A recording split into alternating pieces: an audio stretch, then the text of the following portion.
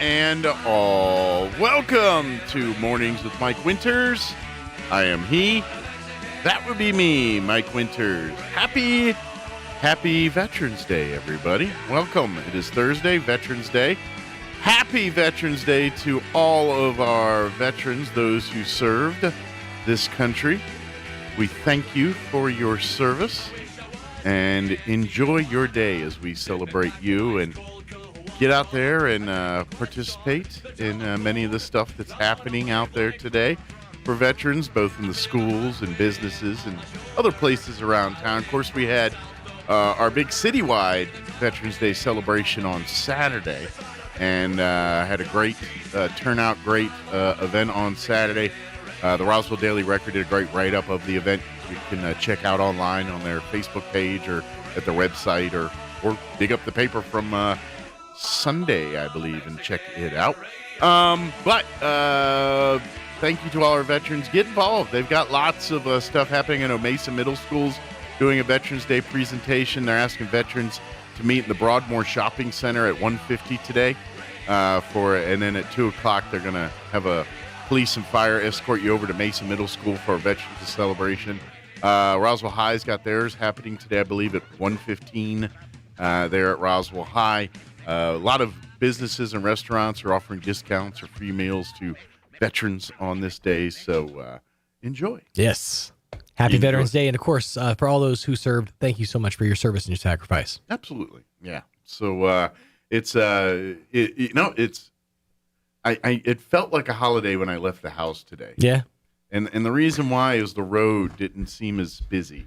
Yeah. Like there was less people on the road. It's not as official today. It's 6 o'clock in the morning. It felt like it kind of like when you go out on a Sunday morning early and there's like no cars on Main Street, and like it was kind of like that. It was a lot less than what I usually see at that time of the day. Right. So. I've asked Jazz too. I was like, so what is it like waking up on like a day like Veterans Day, knowing this is our day? Well, me? Yeah. What's that like for someone like you, knowing you've served, you put in your time? To be honest, it's just kind of like the spoils. You can kind of to me it feels like like when you wake up on your birthday. And I'm not trying to compare the two necessarily. Sure. But at some point there's probably a free Sunday in your future. Yeah, that'd be nice. But to be honest, I treat it like a regular day. I go to work, I do my thing, and well, all right, Harry Humble, but I because of my job, I spend more time honoring other veterans and letting them do. That's sure. kind of people. I mean, I'm a DJ and I have a radio show, so people are nice to me all the time. Right. So be nice. Yeah, it is sort of one of the perquisites of the job. So be nice to veterans, Yeah, absolutely. Yeah. Well, I mean, you've never had one of those opportunities where you just started like at one end of the town and then just like made your way down to get all the freebies? I've watched like videos of veterans that do like food crawls. Yeah, the vet crawl, exactly. I was joking with Jazz yesterday. I was like, you should just like start it up north and just work your way down. Just see what happens. Stop everyone and be like, oh, by the way, here's this. Well, in all fairness, I'm not a patient man, and I don't like waiting in lines and stuff. And then that's why you start early. Well, you can, but it gets popular some of the places, and I'm like I'm okay. Let others enjoy that. I'll just go about my day. You know what I mean? That's my personal. Meanwhile, I've been in the past that family that shows up at Golden Corral like, oh, that's right, it's Veterans Day. That's why it's 20 minutes long. That's why the line is out the door. I mean, I've done them in the past and had fun and very appreciative of the businesses that offer those kind of events. But 100%. I generally always look like, well, I'll let others enjoy that, and I'll take, I'll do what I do, and that's the way I feel. There's others that are more deserving of it than I am, and I know some people are like, no, you're a veteran, you deserve it. Exactly. I agree, but you know what? I'm okay. Thank you for your consideration. I'm okay. But look out for your veterans and vets. I always say part of our job is to raise the awareness on a day like this. And I know everyone wants to come out and thank you and do stuff for you, and you're kind of like, but get out there and participate, especially in the events that the youth are honoring veterans, because to me it's just as educational for them as it is to learn about the role of the veteran and it is to be honoring the veteran. Absolutely. So, but congratulations, happy Veterans Day, and we salute you and thank you for your service. Let me give you the rundown for today's show. Yes. We got a couple of replays for you. We're going to replay our interview with Crystal Noble here in just a little bit from the Roswell Humane Society. She joined us yesterday, gave us an update on pets that are available for adoption, deals at the thrift store.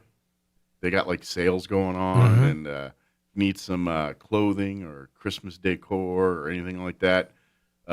Big time. They even got like stuff set aside that's brand new if you want to give as gifts. Yeah. And they got them on sale. And tag on and everything. Yeah. So score some deals at the Humane Society thrift store.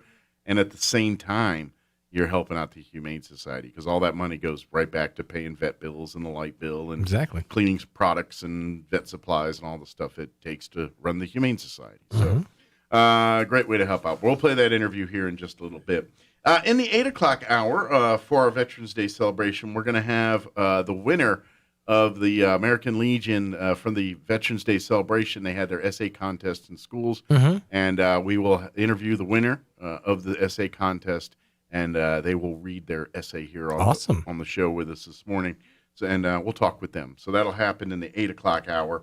And then in the 9 o'clock hour, about 9:15, we're going to replay our interview we had on Monday in the early 7 o'clock hour. Dr. Peter Jewell with Loveless, family practice doctor, talking about shots and vaccines and Diabetes Awareness Month. That's what we spent a lot of the time talking about. And had a great conversation with him, and I think you'll like it. So we'll play that for you about 9:15 or so this morning. Plus all of your hourly features that include the news of the local and national variety, along with your town hall business updates and whatever else we can come up with for today's show. I know I thought of it, but just when you saying it's National Diabetes Awareness Month, it made me think of a sandwich I saw on TikTok yesterday that was literally called the Wilford Brimley. Yeah, that thing. I think you showed that. I showed it to Mike. It's basically it was Elvis-like. On one side, it's Nutella. On the other side, it's marshmallow fluff and bananas. There's something else inside. Oh, and then covered in and then fried like a grilled cheese, basically. And the guy called the sandwich the Wilford Brimley. Because it has nothing to do with Quaker Oats, as he said. It has everything to do with diabetes. But yeah, it was like a peanut butter banana sandwich. Yeah, I'm not gonna Nutella lie. Instead of there has been several times I've seen things on TikTok where I'm like, I watch them make it. I'm like, I could take one bite of that, and it's gonna make my jowls hurt. It's gonna make my jaw like ache. Yeah, because it's so rich and like. There was somebody that took like layers of chocolate chip cookies and made those into like layers of a cake. I'm like. That would be good for a bite. Like a bite. That's like if you ever had somebody get like a giant cookie, like a cookie cake or whatever. Yeah. It's terrible. I have never once had a cookie cake that I liked. Not one time. Because it's just a giant cookie. Yeah. And it's not a very good, well-made one. It's like that middle part of the cookie nobody likes. You had a whole bunch of homemade little cookies. Yeah, exactly. With some little crispy, a little soft, gooey maybe. But yeah, that giant cookie. A little bit crispy and a little bit rock and roll. It's a fail. Fail on my part. Whoever came up with giant cookie, you should be ashamed of yourself. Somebody had to say it. Although, define the giant of giant cookie. Like I know I'm talking about the one you get cake from the mall. Size. Yeah, the Mrs. Fields giant cookie. But the cookie that's meant for one that is large. Yes. Okay. I'm all for that. Okay, on that one. I'll give you a prime example. There's two that I can think of. One is the ones that Eli's used to have, the big ones. Okay, those big ones, those are great. The other one is Subway. They're cookies. Oh yeah, they're those are about the right size of a cookie. I feel like in my head, big enough, more than a bite, more than a mouthful. That's what I ask for my cookie, just more than a mouthful. Yeah, but you got to eat two of those. You can't eat one. Yeah, that's why you double fist it. Yeah. And you get way more than a mouthful. They travel in pairs. I think what we're really trying to say is, veterans, thank you for your service. And eat cookies. All right, it is 7:15. Let's go ahead and take a look at that weather. A little cooler today and tomorrow, but maybe a smidge warmer for the weekend. But here you go. I'm meteorologist Steve Hamilton with your Pecos Valley weather. Pretty nice daytime high temperatures over the next couple of days. Looks like the weather pattern will stay fair with high pressure moving in behind a cold front. Sunshine today. Our afternoon highs around 70 and a little bit breezy, but not too windy. Overnight will be clear with upper 30s, and then we're looking at mid to upper 60s for the high on Friday and sunny. We're back to the low and mid 70s Saturday and Sunday. That's your latest forecast. I'm meteorologist Steve Hamilton. Thank you, Steve. Currently 46 degrees here in Roswell. Humidity is at 42%. Winds currently out of the north at 10 miles per hour. Sunny today, 69 officially the high expected with north winds 5 to 10 miles per hour. Skies will be clear tonight with an overnight low of 37. Winds out of the southwest at around 5 miles per hour. For you Friday, even cooler, sunny 66 tomorrow. Northwest winds at around 5 to 15 miles per hour for tomorrow night.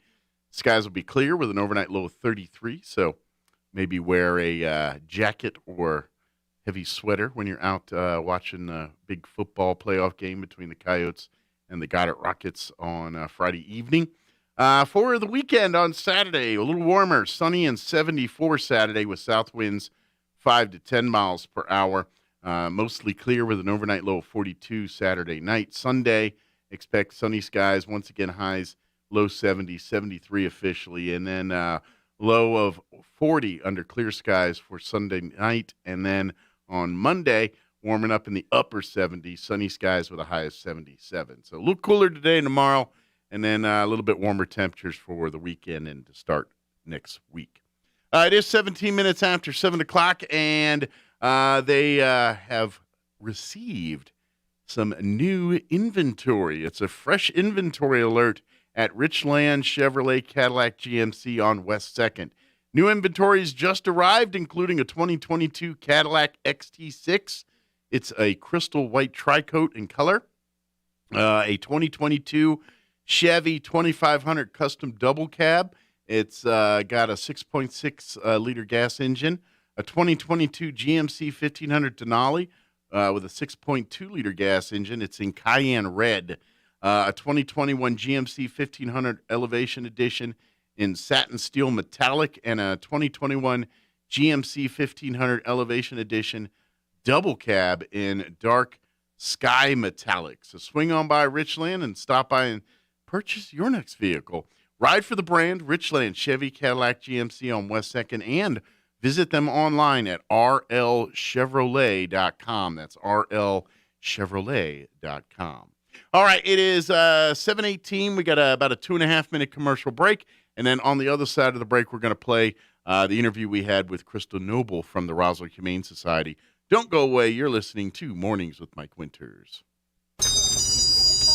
Welcome to the Asian market. This is Nok. Right now we have a new ingredient like galanga, lemongrass, lime leaf, and Thai chili to make tom yam gung and tom kha gai.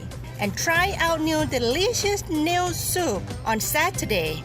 Come see me at the Asian market, 5702 South Main. Call for order 840-5309.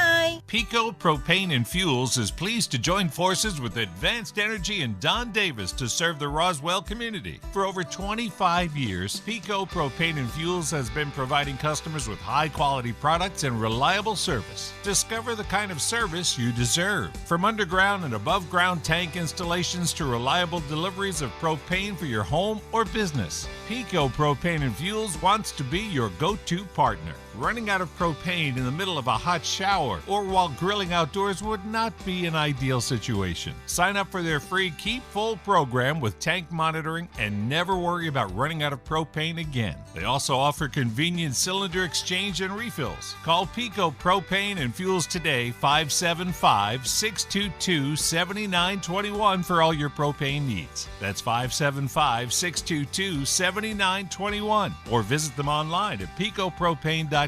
Pico Propane and Fuels. We sell service.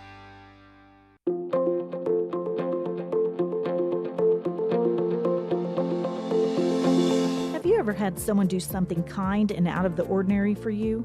How did that make you feel? I know for me, it brightens my day. Hi, this is Pastor Troy and Julie Smotherman for The Joy of Marriage. Galatians 6:9 says, "Let us not get tired of doing what's right, for after a while we will reap a harvest of blessing if we don't get discouraged and give up." I've learned when you don't know what to do, just do the next right thing. Keep sowing good things into your spouse and your family. Be patient. God promises He will give you a harvest. It will make a difference. A successful farmer just keeps on working and expects to have a great harvest. I know when my husband brings me flowers, it blesses me. So do something unexpected for your spouse. It will pay off. If you have any questions or would like further information about the Joy of Marriage Ministry, please go to jomconference.com. Here's a Mornings with Mike Winters fun fact. Due to extreme pressure and weather conditions, it literally rains diamonds on Neptune and Uranus. Stop snickering because I said Uranus. Here's Mike Winters. And good morning. It is 24 minutes after 9 o'clock. And joining us in studio this morning from the Roswell Humane Society, Crystal Noble back with us. Good morning. Good morning. Well, how are things? How's life at the Humane Society today? Quarantine is lifted. Good. Dogs are back up for adoption. So Things can go back to normal, hopefully, and stay. Good. So if you're looking to bring a lovely dog into your home as part of your family, the Humane Society would love for you to come visit. We are open. And the black cat's adoption has been lifted, so that's, back up. Good so deal. we're good. And you had a few cats that kind of met those qualifications that were... We didn't have any solid white cats, but we did have a few solid black. Okay, so the ones that have not been adopted yet, they're there. If you've been eyeballing some of those or any of the cats, they all need homes. So come visit. Yeah, we have a senior black cat, which we're trying to find her forever home. Okay. She's well over 10 years old. Set in her ways, has no teeth. Don't know what happened to her owner. She was found as a stray. She's got her personality. She's very sweet, very affectionate. She's solid black. Does she get along with other cats? We keep her separate. Okay. Because we still don't know what all she was exposed to. Okay. But she's sweet. She's already spayed. Okay. So she just needs a good home. That might be a good one of those senior matches we talk about sometimes. Right. If you've got an elderly family member who's looking for a pet, but you don't want to get him a young puppy or young kitten. Yeah, because the maintenance will probably be relatively low. Of course, there might be some veterinary, visits that'll be more in the line with this cat. The funny thing about this cat is she likes water. Really? Yeah, she likes to play in her water bowl. Okay. She likes to splash her water. So if you put her like in a sink and with running water, she probably would get a kick out of that. Okay. She's a hoot. So that'd be fun. So if you like and then we bathing named her, Sophia, after the eldest in the Golden Girls. So that's what she reminded you of? Yes. Kind of a Sophia attitude. Uh-huh. I like funny. It. So this cat needs a home. She does. You can see her on, of course, if you want to go online, go to roswellhumane.org. You can see every single pet that's at the shelter right now, calling it home. And then if you see a not available by it, that means that pet is in quarantine for whatever reason. Doesn't mean it's been adopted already. It's either waiting on vaccines or just came and has a 2-week quarantine period, or it's a kitten or puppy that's not made weight yet and is not, because that's to weigh a certain, 2 pounds? 2.2 pounds. 2.2 pounds is the magic number to, once they are of that weight, then they are healthy enough to be adopted out. So. Yeah, they're healthy enough to go under the anesthesia. Yes. Yeah, exactly, because no pet enters your home from the Humane Society without first being spayed or neutered. So when you adopt a pet from the Humane Society, and if it's not already spayed or neutered, like, for instance, our friend here has already been spayed, so she doesn't have to go through that. You might want to get her chipped and all that. But yeah, she'll have to be microchipped and receive a rabies vaccination before going home. And it's just a good idea. Anytime you adopt a pet, take her to your vet for a just to look over so you can establish a history there. If you're like me, like I've had pets, my wife and I've had pets of one way, shape, or form as long as we've been married, and we take the pets to the same veterinarian for the last 20 years and all of that. So whenever we get new pets, like, hey, we got a new kitty, come meet her, and then he goes and then we bring her by, as needed for her other veterinary things and stuff like that. But we establish that history, and it's I will tell you, when it comes to diagnosing problems with your pet, it's so much easier when you have that history and your vet knows, oh, well, remember a year ago she was having this problem. Well, this might be related to that or not. And when you have that consistency, it does help. So that's my recommendation, especially new. Find a vet you like and then make that your vet, and kind of use it for everything. And that's what we kind of did, But sometimes with that first spay and neuter, you kind of go where, because you get to choose where to take the vet to be spayed or neutered. But if you're like, well, I want the pet tomorrow and I can't, and sometimes you'd be like, well, my vet's not available tomorrow, but this vet over here is. Let's go ahead. And so sometimes that happens. But like I said, once you get the pet in your home and everything, establish a relationship with a veterinarian throughout that pet's time there, so there's a consistency. Yeah, and there's so many vets here in town. They do offer discounts for the ones that are getting adopted from us. So Good. The spay and neuters get a discount. Yeah. The 2 vets that do the younger spay neuters are Casa Cadencia and Cielo Grande. Okay. If they are within the qualifications for the younger spay neuters, they will have to go to either one of those vet more specifically, and then they can continue out at their regular vet afterwards. But generally, if the pet's 6 months or older? Yeah, 6 months and older can go to any vet, but if they're under 6 months of age, they have to go to either Casa Cadencia or Cielo. Yeah. Never mind. I'll tell that story later. I was going to tell a story about spaying and neutering, but I think I've told it before, and I'll tell it later. But on the spay and neuter topic, we've changed our spay neuter vouchers. Okay. So we understand the cost of living is going up. Gotcha. And the cost of everything is going up, unfortunately. This is true. And the spaying and neutering for your general animals at home that are not in a shelter, that need to be spayed or neutered, we are opening up our low income program to no more. You don't have to provide income anymore. Okay. It's just a spay neuter voucher. So if you need a voucher. If you have an animal at home that needs to be spayed or neutered, the program is opened up. It's no more low income. Now, if you've already used the program, you cannot reapply. Okay. It's a one-time only It's deal. a one-time only. But now, the amount of the voucher used to be $100. We've upped it to $150. Oh, good. So it'll cover more of the cost or keep up with current cost of doing business right now. So, right. For folks that wish to redeem one of these vouchers and they don't have to show do they just have to show proof that they adopted a pet? Well, it is for or proof they have a pet, or if it's not for adoptions, it's for your animals that are already at home. I know, but if you need one spayed, and if they want a voucher, they just call down. Okay. Tell us that they're needing to get a voucher. When they come down, they'll have to bring their photo ID. Okay. We check to see if they're in the program. If they're not already in the program, then we go over the information of name, breed, age, sex of the animal. Okay. Find out what kind of animal. And then we issue the voucher. Cool. So if you want, take advantage of that opportunity. And trust me, you want your pet spayed or neutered. It's healthier. It's healthier for the pet. I know some people like to breed and all that. I unless that's what you do, and that's your thing, don't do that. It's not a way to make money. Don't use a pet as a form of income. It's just bad. So, with us and all of the rescue groups that pull from animal control and then from the public, some of the rescue groups have been transporting animals out of state. We transport to Albuquerque when they're available, and we have the capabilities to. Chaves County alone has already overpopulated Colorado. Wow. Parts of Arizona and parts of Utah. Wow. To where those shelters are now overcrowded. So they can't take any more of ours. And those have been resources for a couple of years now. Right.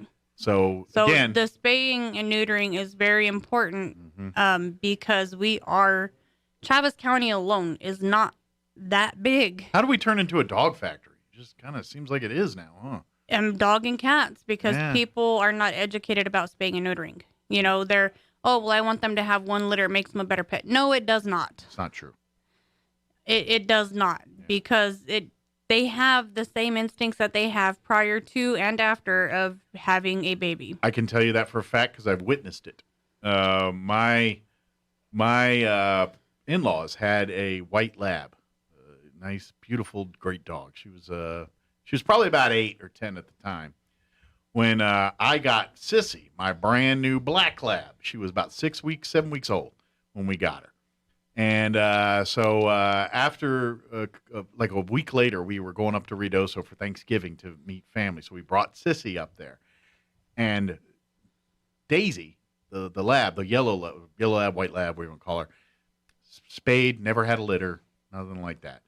As soon as she met Sissy, she rolled over on her side to breastfeed her, to milk her.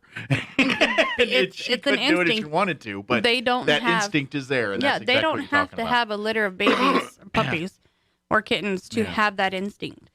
You have to think of the welfare and well-being of these animals. Mm-hmm. There's animals in shelters every single day. There's animals running the streets every single day. There's people that, have more animals than the limits. Mm-hmm. Spaying and neutering is going to be the only way to resolve this issue. Yeah. The food, the amount of dog food that is sold in Chaves County, and even the food that is brought in from other places, there's still more of a need of dog food in Chaves County than there is in the entire city of Albuquerque. That's crazy. That's crazy. That's why when you go to the stores and you look at the shelves, the dog's food shelves are bare because we have that high of a demand for animal food. Wow. They can't keep up with our demand because the suppliers, COVID, everything's on backtrack. Everything's slowed down. The process of receiving items is a lot slower than it used to be. Well, you have a mass amount of animals. You got to feed them. Mm-hmm. You can't go to the store and buy 20 bags of dog food anymore because they don't have the 20 bags. Yeah. That's weird. I never thought about that, but yeah, I guess that's kind of startling information that we are that overwhelmed with pets compared to other parts of state country here. And now at this point, that blows me away because we had some great groups that would go to Colorado, Utah, these places, and they, a dozen dogs at a time they take up there and find homes for. And now they're overpopulated because we've been sending our stuff up there. Yep. So, we got to, so please take advantage of these vouchers. I don't care if you even got the income. Go ahead and, you know what I mean? If you're like, I can afford it, but if you can save $150 to get your pet spayed, why not take advantage of it? Come and get vouchers. We're offering to help you, encourage you, educate you to spay and neuter your animals. Your pet will be healthier. There's going to be cancers and things that your pet currently is exposed to right now. Right. That goes away when the pet has been spayed and neutered. The whole the temperament. You even see temperament changes. If you've got an aggressive dog, spaying and neutering sometimes will actually calm the dog down and be more docile after that. A lot of male dogs get their anger, I'm just going to say anger, from testosterone. Yeah. When they have a built up amount, it causes irritants. Sure. It causes anger. Dogs are not like humans. They can't help relieve themselves. Sure. And dogs are just like humans. They have to release or it causes medical issues. Got you. So spaying and neutering eliminates that. Mm-hmm. And with the female, there's an infection that female dogs get in their uterus called pyrometra. And by the time you see signs of it, your dog is on the verge of dying because her uterus is on the verge of erupting. Wow. And you won't know anything until she starts to leak a little bit of pus out of her vulva. And by that time, it's too late, or? It's almost too late. You've got to rush her to the vet. We had the miniature bulldog or miniature pit that came in. Guy found her as a stray, brought her down, no microchip. It looked like she was going into heat, and then she started with a little bit of pus, took her to the vet. When they picked her up to examine her, her uterus ruptured. They had to rush her in for emergency surgery because her uterus had exploded just from them simply picking her up. That's how infected it was. Oh, man. That's rough. And if that dog was spayed, none of that wouldn't have been an issue. No. So please, consider it. Get your pet spayed and neutered. It's going to save you a lot of headache. Plus, if you have a female dog, every time you go in heat, you're going to have the entire neighborhood's dogs You're hanging out. You're going to have the entire Travis County dogs smelling. Yeah. A male dog can smell a female dog in heat from 5 miles away. Yeah. And the way our wind blows, it just whips it around all Roswell. Those dogs from Carlsbad will be like, hey, what's going on? Hey, what's going on in Travis County? Eddie County's coming to see you. So please take advantage. Let's make this happen. That's because pets are the most wonderful thing you can have in your home. I love the fact that my household and everything, I'd be so different without the cats and the dogs and the pets, and it makes it great. But we got to be responsible. We've got to do about it. If your intention is anything other than bringing this pet into your home as part of your family, then maybe you don't need to adopt a pet. I get people like, well, I want one for protection. I want one for teaching my kid responsibility. I want, those are side things. Those are benefits that happen with a pet. When you make it a part of your family, they're going to protect you. You don't have to train that dog to do it. That's going to be their natural instinct. You treat that pet like a member of the family. All that other stuff happens by default. And you get teaching that, and your you kids responsibility is wonderful, because kids do need to learn responsibility. They need to learn accountability as well. Absolutely. But you, in the long run, are the adult. It is your responsibility to oversee what your child is doing. Yeah. And if you're not going to be that adult to oversee what your child is doing, then don't use a pet as a tool to do not. Yeah. And same thing. I know we're getting around the holidays here, and we talked about the cat for seniors and all that. Yes, if you're wanting to get a pet for maybe a senior loved one as companion, that's a great idea. As long as the person that you're doing this is involved in every facet of that decision-making process. Yes. Don't come on down to the Humane Society looking for a cat for grandma if grandma's not on board for this.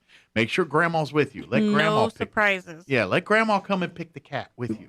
Find the one that, an animal, you can go and you can purchase an animal or whatever, but if you want somebody to have a good bonded relationship, they need to pick each other. Yeah.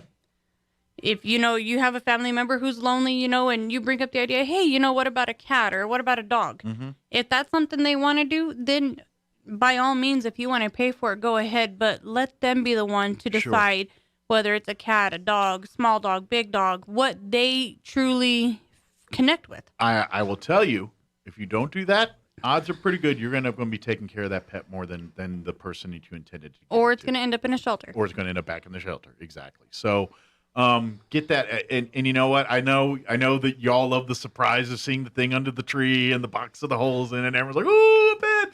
But put a picture in a box. Yeah, put a picture in the box, or just make sure they're in part. Or better yet, I'm sure you can talk to the Humane Society and say, hey, can we make a voucher or like some kind of gift certificate I could stick under the tree and say, hey, you're entitled to a free pet at the Humane Society here. Come with me and let's pick one out. That would be cool. Make something like that or do something like that. The only thing with that is because you have to qualify for an adoption. Gotcha. So if that person didn't qualify for that specific dog that they liked, gotcha, that would be a little bit heartbreaking. But you can make one yourself if you know they qualify. The qualifications are if the dog. You can write, you can make your own little coupon that says the day after Christmas we're gonna go look at dogs and I'm gonna pay for it. Sure. Yeah, absolutely. That's something you could do that, and to be honest, the qualifications aren't too stringent. If you want to own a dog or adopt a dog from the Humane Society, obviously you got to have it spayed and neutered. We talked about that. It'll have to get chipped before it leaves. That's part of the city ordinance now, so that's a rule. But if you have a fenced-in yard and you have fully fenced in, and it's a fence that will keep the dog in, not a couple boards with a hole in it.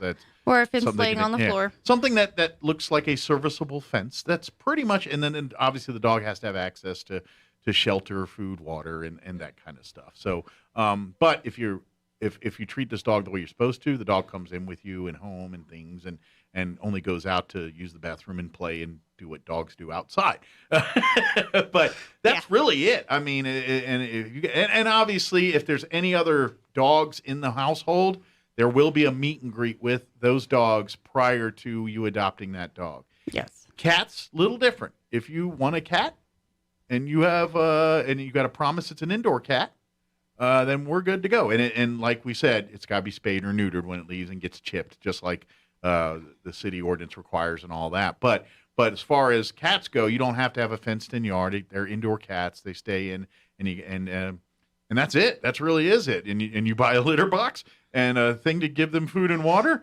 and guess what? Your cat's pretty much good to go. Cats are way easier than dogs. Yeah.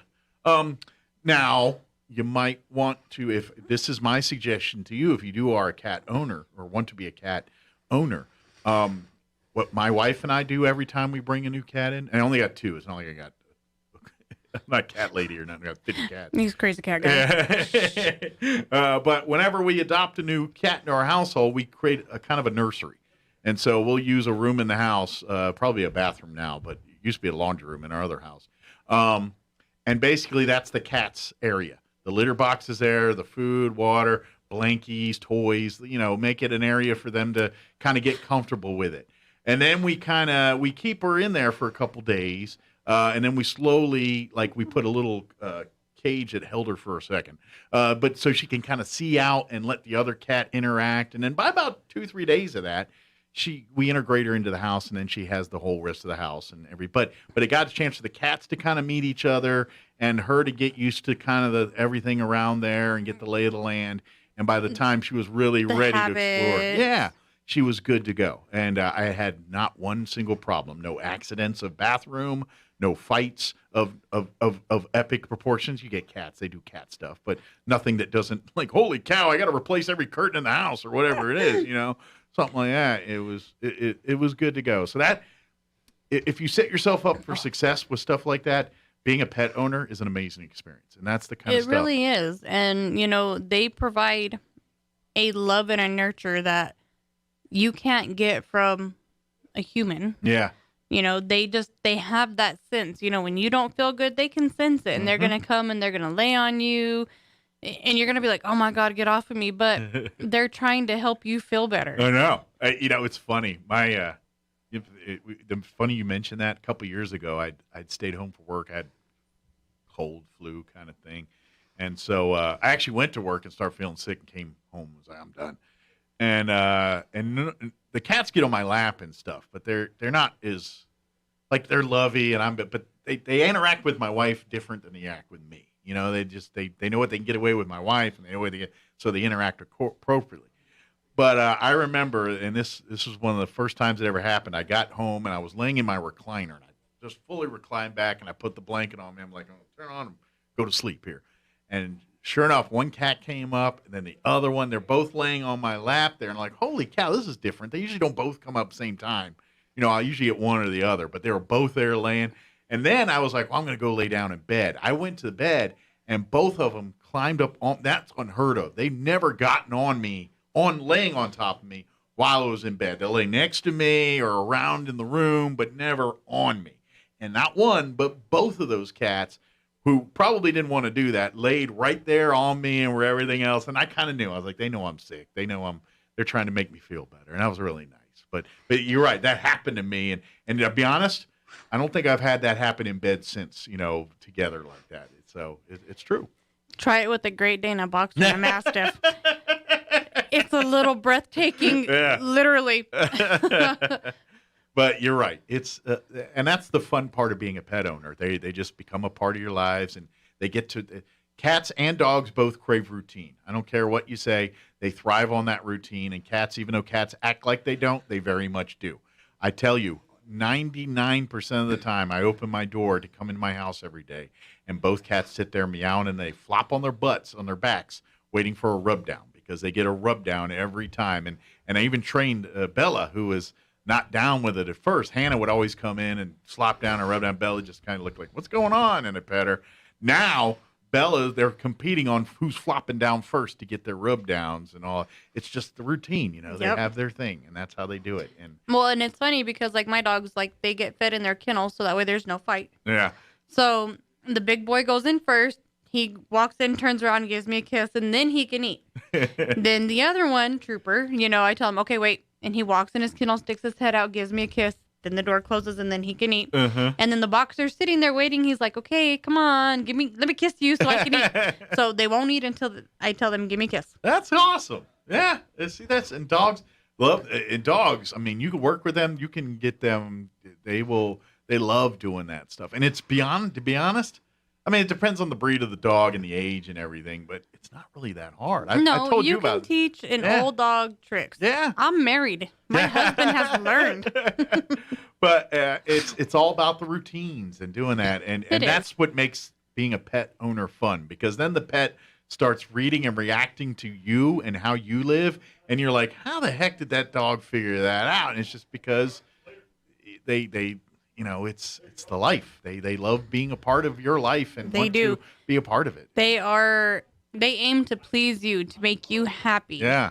And if you treat them well. If you do all these things, and it's every single dog. I don't care if you got a pit bull or a whatever, Rottweiler or whatever dogs that everyone instantly says are evil dogs. I've seen the most friendliest, roll around, fun, lick you to death Rottweiler out there that wouldn't harm a fly if you didn't tell it. You know what I mean? It's just, they have the capability to do some damage. But I've met more aggressive Chihuahuas than I have big dogs. I've had dogs that were like the size of my fist that were way meaner and jerks than a dog that could have just looked at me and chewed my arm off. You know what I mean? It's all about how you treat and own them, and it's funny because there's like a lot of these dogs that are larger that have an intimidating look. Yeah, and they're not aggressive, and I'll just walk in the kennel with them, and everybody's looking at me like, the Chihuahua, and I'm like, okay, wait, what is he doing? Where is he at? Okay, he's under the bed. Let me creep in there and lift the bed up from the side so he can't see me. Keep your head on a swivel. Yeah. It's like Alien there with the little there he is. Right? Take cover. It's the Chihuahua. But, any dog can be mean if they're taught to be. Sure. And it's just like any human. If you treat a human like garbage, odds are pretty good it's going to be doing. They're going to be mental, suicide bombers. Exactly. It's no different with your pets. They're going to treat you. Why do you always hear stuff like, "Oh, this dog's afraid of brooms"? You know why? Because somebody probably beat it with a broom, and every time it sees a broom, it associates a beating with it. That's why. I will laugh because our boxer Toby. Yeah. This dog has probably only been spanked twice in his entire life, and it's never been with a rake. My husband can rake the yard. Yeah. And he's perfectly fine. If I pick up the rake and start raking the yard, he attacks the rake and takes it away from me. I am not allowed to rake. That's weird. There's got to be something. Maybe a female did something bad to her with a rake? No, I think he's protecting me from the rake. Oh, he thinks the rake's bad for whatever reason. He thinks the rake is bad for me. Okay. So the second, if I grab the rake and I hold the rake, he could be all happy looking around, and then he sees me with the rake, and he runs up and he grabs it and he pulls it away. And then if my husband has it, he's like, oh, whatever. Don't get a splinter. Yeah, pretty much.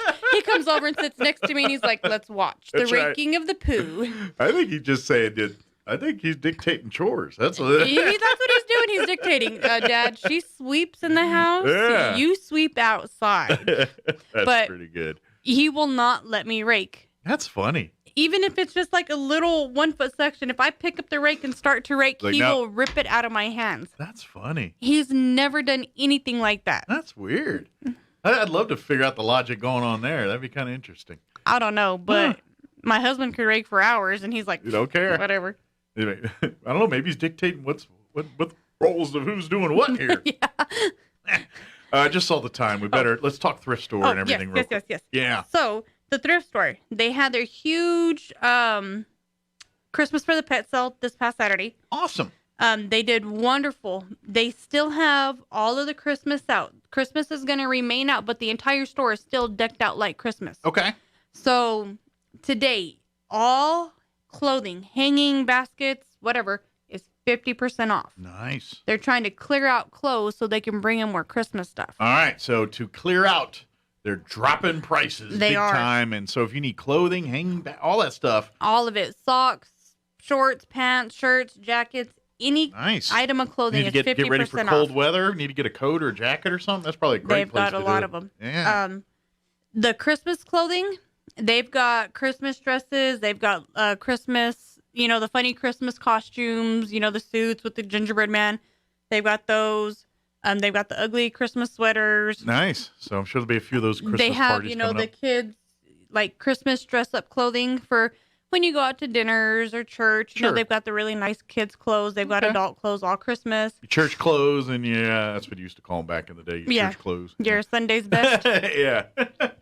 They also have a lot of decorations, Christmas decorations, lights, Christmas trees, stockings, a ton of it. And then they have some brand new items that they had that were donated that they set aside for purchasing of gifts to give somebody. So if you want to do some brand new gifts for someone on your list, they got you covered, and it's probably 1/10 of the cost if you bought it new from some other place. And then they have dog sweaters and dog jackets that will from small to large. So the weather's cooling off, and if you take your dogs on walks and it's a little breezy and chilly, we got dog sweaters and dog jackets, and they've even got dog Christmas sweaters out. All right. So you can start those arguments in your home, whether it's okay to dress a dog or not. Well, depending on the size of the dog, depends on how much it can be dressed. Yeah, I gotcha. Oh, man. Oh, all right. Another time. I don't have enough time. I got a story to tell. I got to ask, because we talked about it on the radio, and I got to ask. It has to do with clothing and dogs, but I don't have time to talk about it now. So we'll have to get to that one. But yes, the thrift store has definitely got everything there. Come shop. Of course, is it Wednesday still is the new stuff day? Wednesday is new stuff day. So it's today, actually. Today. 10:30, right? 10 a.m. 10 a.m. They so open about in 5 minutes. 6 minutes. Yeah. So get on that. The line's already there, I'm sure. But once the line dies down, you can get in there and go and shop. Half off all clothing all today up until 4:30. Good deal. So get your clothing, get your Christmas decor, get some great brand new Christmas gifts at discounted prices. They got the special section of just brand new stuff that you can give as gifts or keep for yourself. There's no rule. But if you're wanting to get gifts, that's golden, because if you bought any of those items in a big box store or wherever it came from originally, you're going to pay 10 times what the sticker's going to say at the thrift store there. Right. And then don't forget, every single piece of items that are sold out of there, all the proceeds go back to the Humane Society to cover vet bills and cover light bills and water bills and cleaning products and all the things it takes to run the Humane Society. So, right. Very good. As far as donations, real quick, anything you can use more of than others right now? Right now, the majority of what we need is like cleaning supplies: Pine Sol, bleach, Dawn, Clorox wipes, Lysol spray, just sanitizing stuff. Okay. Dish sponges. Okay. Rags to help wash down. I know you guys go through a lot of bleach and Pine Sol, right? Those are two big ones. So you can never go wrong with that stuff. No, that's on any given day we use a lot of that. And they are still looking for an assistant to help out there. They had one but didn't work out. So the position's back open here. Yes. Come call the Humane Society or come by if you're interested, and we'll set up an interview and all that good stuff. So it's minimum wage, which is what I don't even know what it is. $10.50 now. $10.50 an hour. And starting in January it goes up. And it's a 40-hour week job. Yeah. And you're spending the day taking care of the pets, cleaning up the area of the stalls, tending to the needs of the pets. If they've got to be fed or taken care of or for veterinary stuff, whatever, you're going to be the person helping, making sure all that stuff happens. That's what you'll be doing. So if you love working with pets. Caretaker of animals. Yeah, if you love working with pets and stuff, they're willing to pay you to do it. So come on down and apply in person. Please. Good deal. Or call. What's the phone number? 622-8950 is the kennels. Okay. And the thrift store is 623-9210. Okay. If you're interested in the job, is it better to call the kennel or the thrift store? If they're interested in the job, it'd be better just to come down with a resume. Okay. Come face to face. Yeah. 703 East McGaffey. Very good. And of course, RoswellHumane.org is the website. You can become a member. Your dog, your kids, the family, your pet rock, everything can become a member. And that's a great way to support the Humane Society as well, because your fees also help. Your membership fees help cover expenses at the Humane Society there. And you get a newsletter, and you get to come to the board meetings when those happen and all that good stuff. Yep. So, very good. Well, thank you, ma'am. Thank you. Happy Thanksgiving if I don't see you before then. Yes. And have a safe Thanksgiving. Yes. And don't feed your dogs the turkey bones. Bad business. Yep. For the dogs. Thank you, ma'am. We'll see you next time. Thank you. All right, 9:57. Let's do a quick break before we go. Now for a Pecos Valley news update, I'm Jared Sorello. The New Mexico Department of Health is providing COVID-19 clinics at no cost to children ages 5 to 11. These are vaccine clinics at the following Southeast New Mexico locations: the Hobbs Public Health Office at 1923 North Del Paso Street. Walk-ins will be taken on Thursdays, except for today, after 1 to 4 p.m. And Lovington Public Health Office at 302 North 5th Street. They'll be vaccinating children 5 to 11 on Mondays, Wednesdays, and Thursdays from 9 to 11:30. The Roswell Public Health Office at 200 East Chisholm Street. They'll be vaccinating on Fridays from 1 to 4 p.m. And in Carlsbad, the Walter Garrels Performing Arts Center at 4012 National Parks Highway. Vaccine clinics on Mondays from 9 a.m. to 1 p.m. You do need to schedule an appointment, and parents need to create a profile and add their children to the profile at vaccinenm.org. You're up to date. I'm Jared Sorello. I'm meteorologist Steve Hamilton with your Pecos Valley weather. Pretty nice daytime high temperatures over the next couple of days. Looks like the weather pattern will stay fair with high pressure moving in behind a cold front. Sunshine today. Our afternoon highs around 70 and a little bit breezy, but not too windy. Overnight will be clear with upper 30s, and then we're looking at mid to upper 60s for the high on Friday and sunny. We're back to the low and mid 70s Saturday and Sunday. That's your latest forecast. I'm meteorologist Steve Hamilton. It's time for the Chavez County Sports Report. Before we get too far away from it, the cross-country state championships took place this past weekend in Rio Rancho, and congratulations to Lance Miller from NMMI and Gerardo Mendoza from Hagerman in their respective races. Each one finished third overall. Miller from NMMI in the 3A race was only 15 seconds back of the winner. Meanwhile, Mendoza likewise pulled off the third place finish in Class 2A. Hagerman as a team was fifth overall. In the girls 2A race, Hannah Lilly finished 11th from Gateway Christian, and her sister Sarah Lilly finished 13th. Gateway was third overall in the team standings. Tessa Walker from NMMI was 12th in the 3A girls race, and Morgan Waltmeyer from Goddard finished 24th overall in the 4A girls race. The Sports Report brought to you by DSI. Call DSI for all your office technology needs. I'm Eric Butler at Roswell's Talk FM 106.5. With the SRN News Business Brief, I'm Bill Alexander. The number of Americans applying for unemployment benefits fell to a new pandemic low, 267,000 last week, as the job market recovers from last year's sharp coronavirus downturn. Workers at 3 separate Starbucks stores in and around Buffalo, New York, are expected to begin voting by mail this week on whether they want to be represented by Workers United, an affiliate of the Service Employees International Union. The National Labor Relations Board's regional office in Buffalo, which approved the vote last month, is scheduled to start mailing ballots and count the votes on December 9th. On Wall Street, the Dow down 240 points, closing at 36,079. The Nasdaq down 263 to 15,622, and the S&P 500 lost 38 points to 4,646. With the SRN News Business Brief, I'm Bill Alexander in Washington. The pandemic hurt small businesses all over New Mexico, even yours, and rebuilding your business is really tough. The state of New Mexico designed the Business Recovery Grant Program to help pay your business rent, lease, or mortgage payments. The average award is $50,000 and does not need to be paid back. As a business owner, you are dealing with a whole new set of challenges. Visit nmfinance.com/recovery to apply now so you can free up your cash and focus on your great comeback.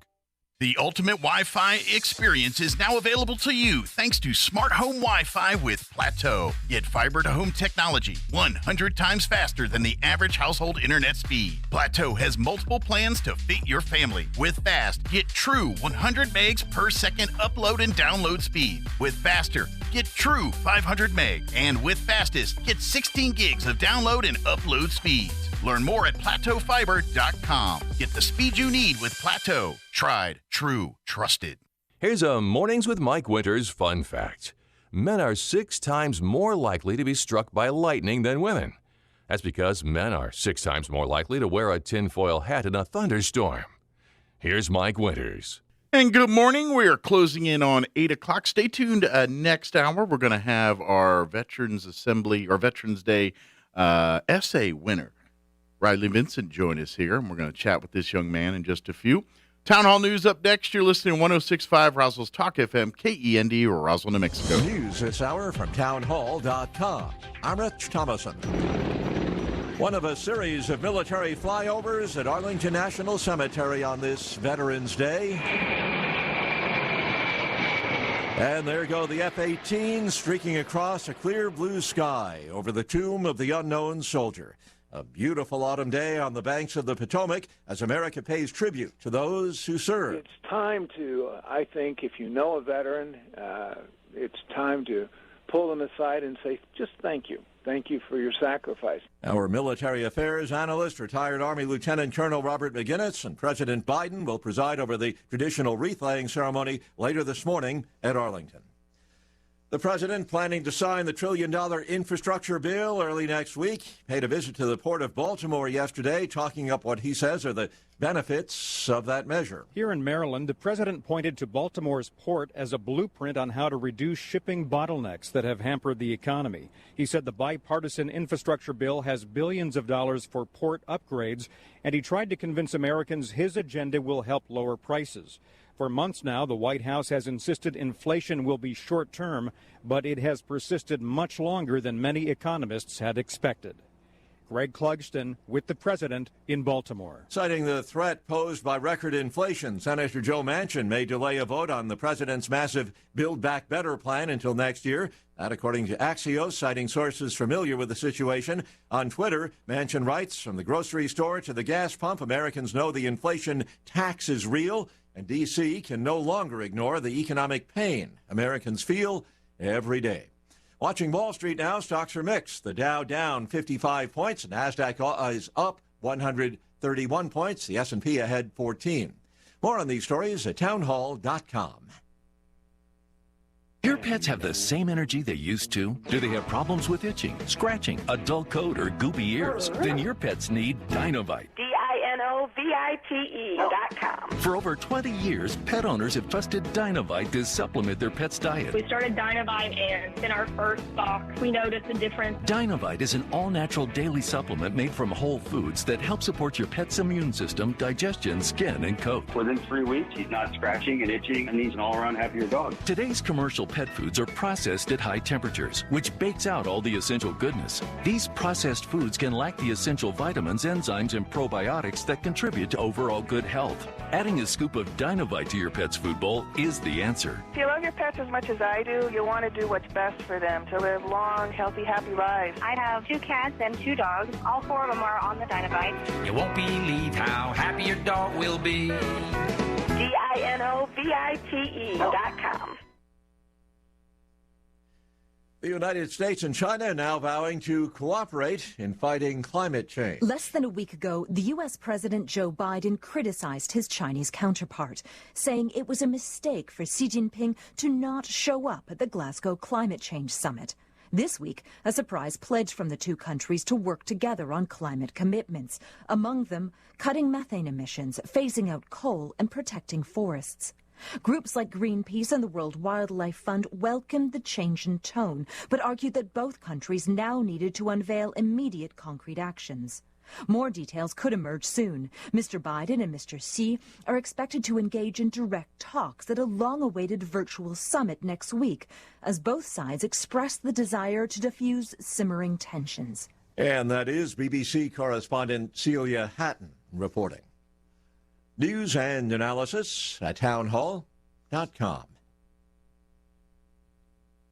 Actor Alec Baldwin among those being sued in connection with the fatal shooting on the set of the movie Rust. Filing the lawsuit, the head of lighting on the film that saw its production stop cold after Alec Baldwin fired a prop gun, killing cinematographer Helena Hutchins. Sergei Svetnoy is claiming that there was negligence on the set and says that caused him severe emotional distress that will haunt him forever. His lawsuit says the bullet that killed Hutchins narrowly missed him, and he held the cinematographer's head in his hands as she died. It is the first known lawsuit of what is expected to be many, stemming from the October 21st shooting, which also injured Rust director Joel Souza. I'm Oscar Wells Gabriel. Germany's National Disease Control Center reporting a record high number, more than 50,000 daily coronavirus cases. So again on Wall Street this hour, stocks mixed. The Dow down 73 points. The NASDAQ is up 111. More on these stories at townhall.com.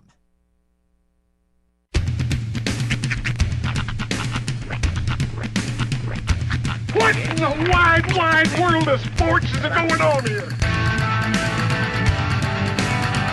I promise you, whatever scum did this, not one man in this force will rest for 1 minute until he's behind bars. Now let's grab a bite to eat. Yeah, come on. I feel the hot wind on my shoulder and the touch of a world that is older.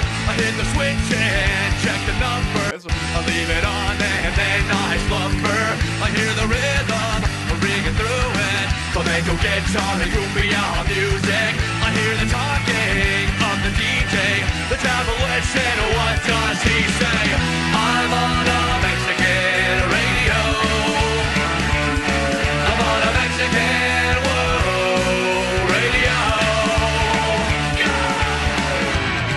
Broadcasting live from high atop the J.P. White Building in downtown Roswell, New Mexico.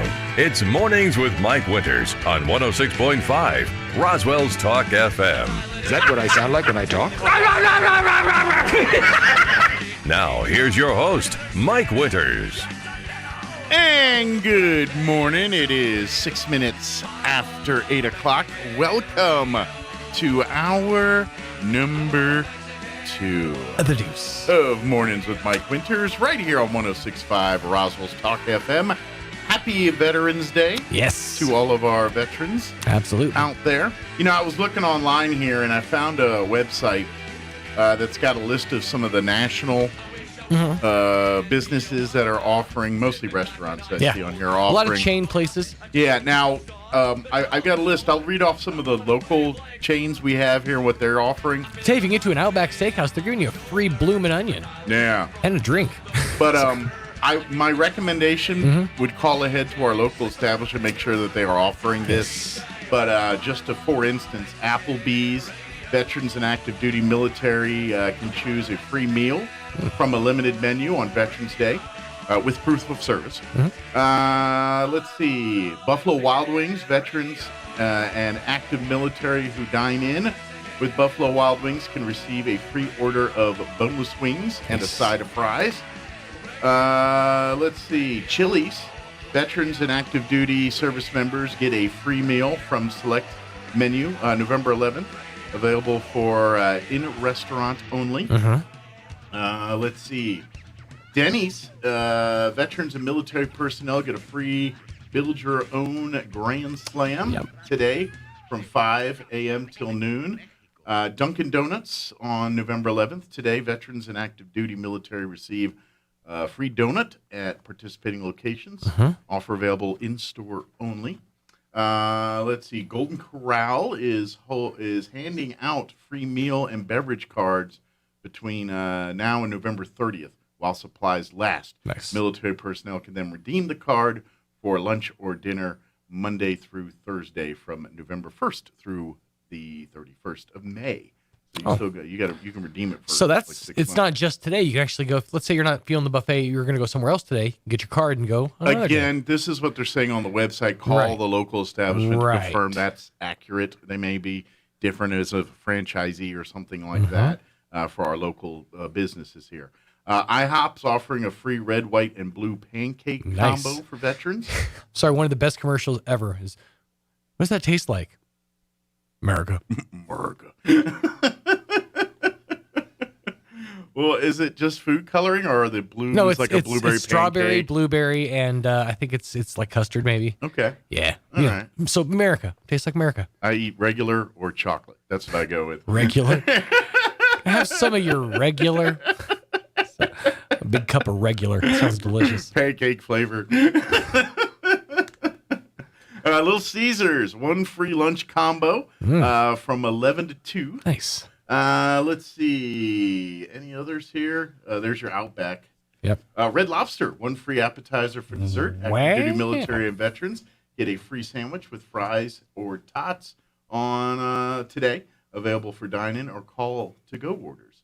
Starbucks, one free coffee, also eligible to military spouses. Wendy's, free coffee for veterans, active duty and family members, and Wiener Schnitzel. Free small breakfast combo on Veterans Day. So very nice. That's the list. That's the ones off this list I got here. I'm sure some of our local are offering some others as well. Check in with them. I know the New Mexico Military Institute's doing their Veterans Breakfast. Well, right now as we speak. So you got to kickstart your morning with a little heartburn. Head on over to Wiener Schnitzel for breakfast. I ain't gonna lie. I keep seeing those brisket commercials. And I like them, and they won't. Where they get just frail, ordinary people, and then they look at the brisket, and they all of a sudden grow a mustache and a big, deep voice, and they go, brisket. That's a funny commercial. They're doing their job. Got to give it to them. I love that one. But so vets, get out there and get you some free swag today while you can. Yep, absolutely. Oh man, hold it back because I saw just. You know, when you write commercials for a living, there's just a certain art form to it, and you admire a really well written ad. See, And I saw an ad earlier, and it's when I showed Mike that I was like, I don't know if I could pull it off on the radio, but it's genius. And I really want to do it. I really want to use it. Uh-huh. I'm gonna pitch it. Well, I'm going to pitch that idea. The theme of that commercial. I had a theme for a whole restaurant based on that commercial's theme. Yeah. And all the products were of that ilk. Okay. And big, and that was going to be the name of the place. Kind of think of CB4 where they had the right blank biscuits. The big old biscuit. Yeah. Eat your big old biscuit. I had a whole chain, but everything like the little size was like 44 ounce. So and then everything was big, like you got trash bag sizes of fries. I have to just say it. So I saw an ad for it's a Kmart Kmart gas, which was a thing I didn't even know was a thing when Kmart was a thing. It just depends on the Kmart. Right. The commercial was for big gas savings. Yes. And it was just genius the way they did it. I mean, you want some big ass savings? I can get you some big ass savings. It's so good. Yeah, it's so good. Yeah, it was a funny ad. I think Super K's had some of the Super K's had the gas stations with them. But yeah, they're pretty good. Let me give you the rundown. Yes. For today's this hour of the show. We'll get you up to date with the weather here in just a few minutes. And then here in about 8:15 or so, for Veterans Day here today, we're going to be joined in studio by Riley Vincent. He's a young man who won the essay contest for the American Legion for the Veterans Day celebration and everything. His dad, Lee, and Riley will join us here.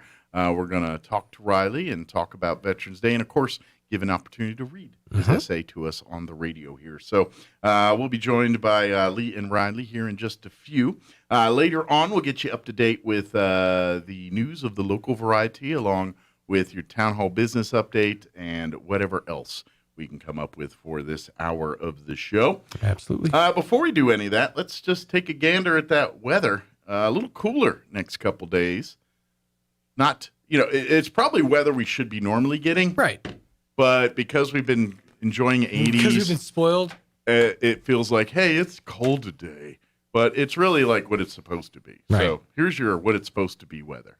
I'm meteorologist Steve Hamilton with your Pecos Valley weather. Pretty nice daytime high temperatures over the next couple of days. Looks like the weather pattern will stay fair with high pressure moving in behind a cold front. Sunshine today. Our afternoon highs around 70 and a little bit breezy, but not too windy. Overnight will be clear with upper 30s, and then we're looking at mid to upper 60s for the high on Friday and sunny. We're back to the low and mid 70s Saturday and Sunday.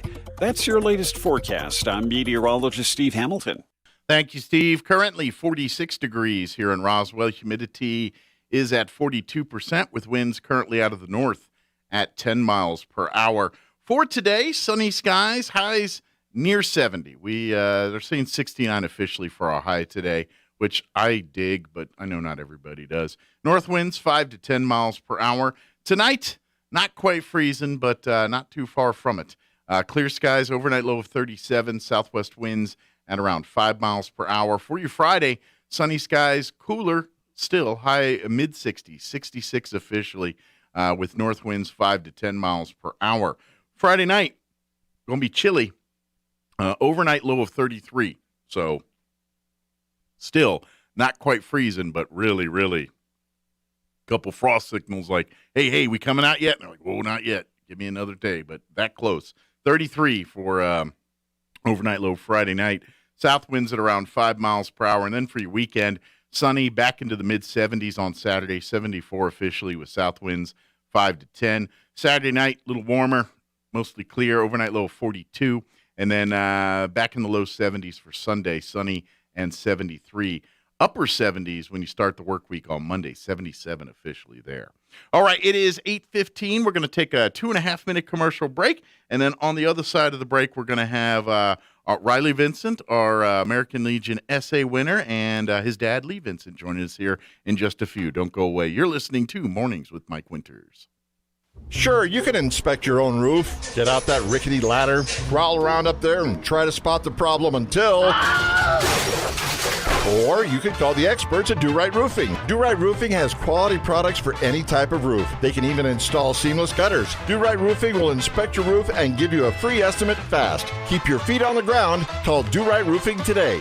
575-623-2273. Let Do Right do your roof right. Find them fast in names and numbers. Martine's Capital Cafe in Roswell offers authentic and highly rated New Mexico food. Explore their amazing menu featuring huevos rancheros or asado with eggs or their green chili stew. And you can't forget their award-winning green chili cheeseburger, all made from scratch using their finest and freshest ingredients. Open for carryout with curbside delivery or limited dine-in. Just call ahead 624-2111. Martine's Capital Cafe, always pleasing the most refined palate. Open Monday through Saturday from 6 a.m. to 8:30 p.m. at 110 West 4th in Roswell. Wait for it. It's coming. Spring River Park and Zoo present Race for the Zoo 2021. Saturday, November 13th, beginning at 9 a.m. It's a 5K with a 2-mile option, and you can run, walk, crawl, scuttle, whatever, with t-shirts for all races and awards and trophies for the fastest finishers. Proceeds go towards keeping our furry and feathered friends cared for. For more information, contact the Roswell Parks and Recreation Department at 575-624-6719 and register online at roswellconnect.com. Race for the Zoo 2021, November 13th, 9 a.m. at Spring River Zoo. Being in the Army National Guard is about more than just serving your country. It's about being there for your community when your neighbors need you most. The Army National Guard makes college affordable. Serving part-time lets you attend school full-time while you take advantage of education benefits that can help you graduate debt-free. If a civilian career is your goal, serving part-time allows you to work at a full-time job. The skills, qualities, and contacts you'll develop in the Guard can open doors to a great civilian career. Want to serve but worried about being away from friends and family? Part-time service in the Army National Guard allows you to serve close to home. Serving in the Army National Guard lets you have the life you want while you enjoy the many benefits of serving your community and nation. You owe it to yourself to learn more about how the Army National Guard can fit into your life. Visit NationalGuard.com. Sponsored by the New Mexico Army National Guard. Aired by the New Mexico Broadcasters Association and this station. Here's a Mornings with Mike Winters fun fact. You burn more calories sleeping than you do watching television. For the ultimate workout, fall asleep in front of the TV. Here's Mike Winters. And good morning. It is 18 minutes after 8 o'clock, and joining us in studio this morning are American Legion essay contest winner here, a young man by the name of Riley Vincent, and then, of course, Dad as well, Lee Vincent as well. Good morning, guys. Morning. Morning. How you doing today? Doing good. Doing good. Let's move that just a little closer so they can hear you a little bit better. So, Riley, how old are you? I'm 12. 12 years old, and you're in 6th grade? Mhm. And what school do you go to? Brendo Middle School. All right. And so did you hear about your classroom there that they were doing the essay contest through there, and you got something through your classroom, or did you get it like through your dad, through American Legion, or how'd you find out about the contest? Through my school. It was an assignment. It was an extra credit assignment. Oh, very cool. So you got some extra credit for this too. Yeah. Well, see, that's the teachers.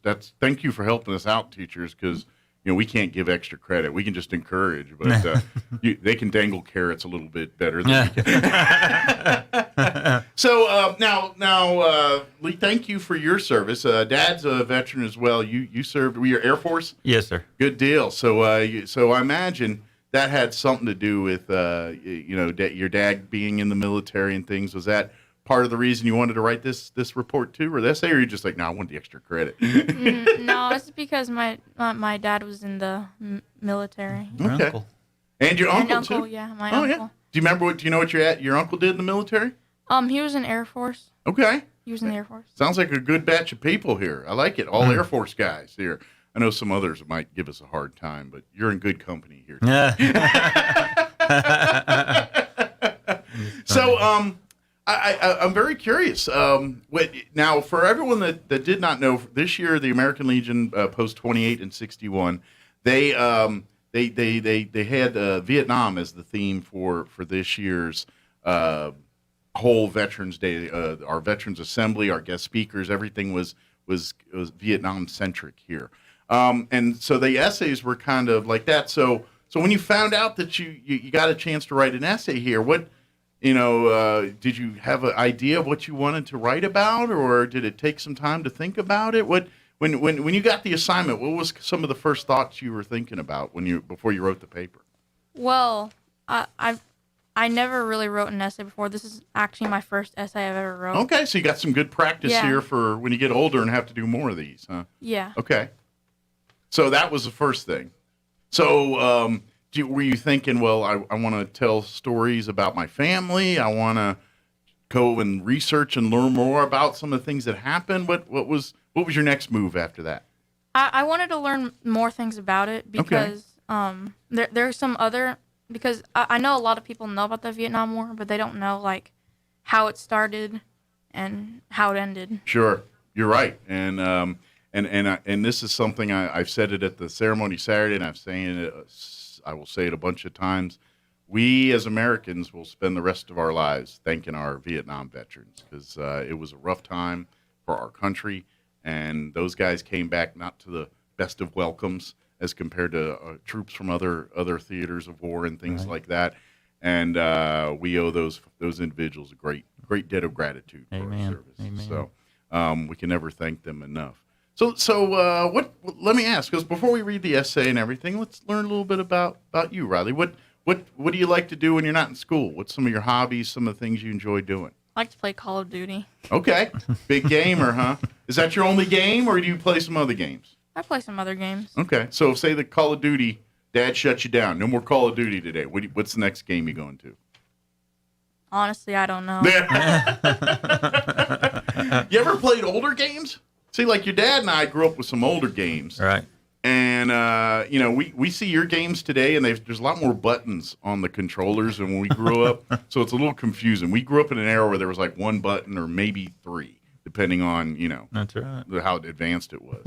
But do you ever play like old games that Dad get out and say, hey, we used to play Pac-Man, or we used to play, I don't know, some maybe like early John Madden football. Like the first ones. You ever seen those? You ever played the football games like John Madden or any of those? No. Okay. But I'm actually planning to get Black Ops 1. It's just 10 years ago, but I mean. That's a long time for you. Kind of, yeah. I mean, you're only 6th grade. 10 years is a good chunk of your life. It's a big deal. I get it. Yeah. What about school? What's some of your favorite subjects in school? I like to go to recess and lunch. Yeah, me too. Do you have a favorite class or teacher? Probably my teacher, Mrs. Wooten. Okay. She's not like one of those serious teachers that's always strict. She's always funny. She can relate to you. Mm-hmm. What does she teach? Math. Math? Okay. How you doing in math? Good. Good. What do you teach? What do you learn in 6th grade in math? I'm sure it's above my knowledge already. So. We're using like letters in math now. So you starting to do a little algebra? Yeah. Okay. Yeah, that's where I started having problems. When they said we're going to put an X in there, and I'm like, what do you mean? This is math. There's no letters in math. This is numbers. Letters English. What are we doing here? So you're starting to learn some algebra. Good deal. Good for you. Do they call it algebra still? I don't even know. I think so. I don't know. Things have changed a couple years since we've been to school. What about other hobbies and interests? You like to play games? Do you play any sports, or do you like any other activities or things, music that you're into? When I'm normally at recess, I play football outside. Okay. Like to play football? Do you want to play football in high school, or you just want to stick to school stuff?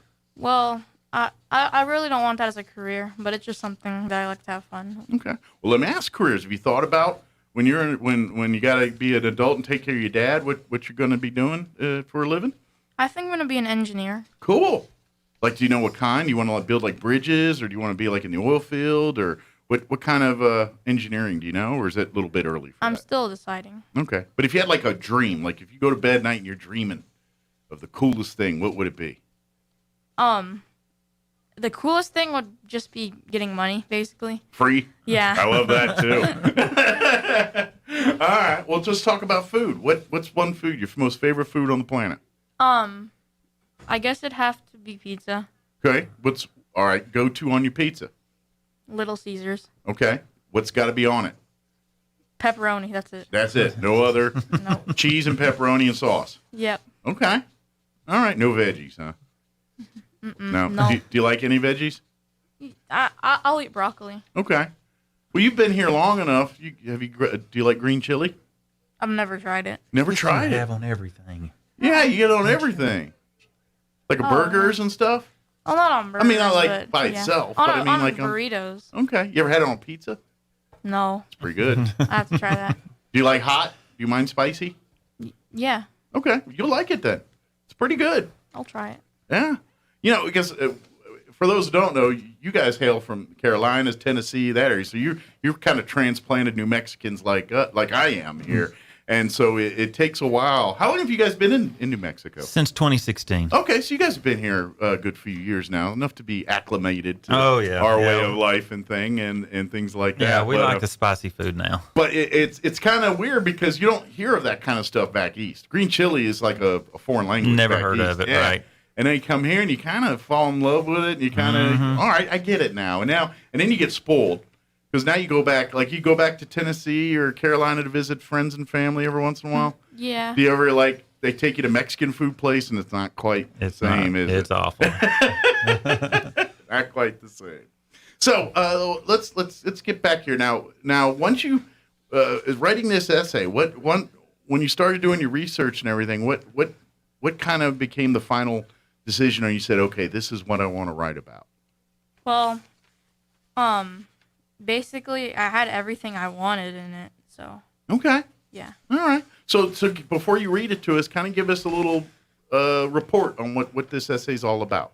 It's about the Vietnam War. Okay. Just general information, educating folks on what happened during the Vietnam conflict. What started it, and what ended it. Okay. Is there any interesting pieces of information that you took from this that you didn't realize before writing this essay or while you were researching it? Yeah. Okay. What was something that struck you the most as kind of interesting or like, wow, I didn't realize that?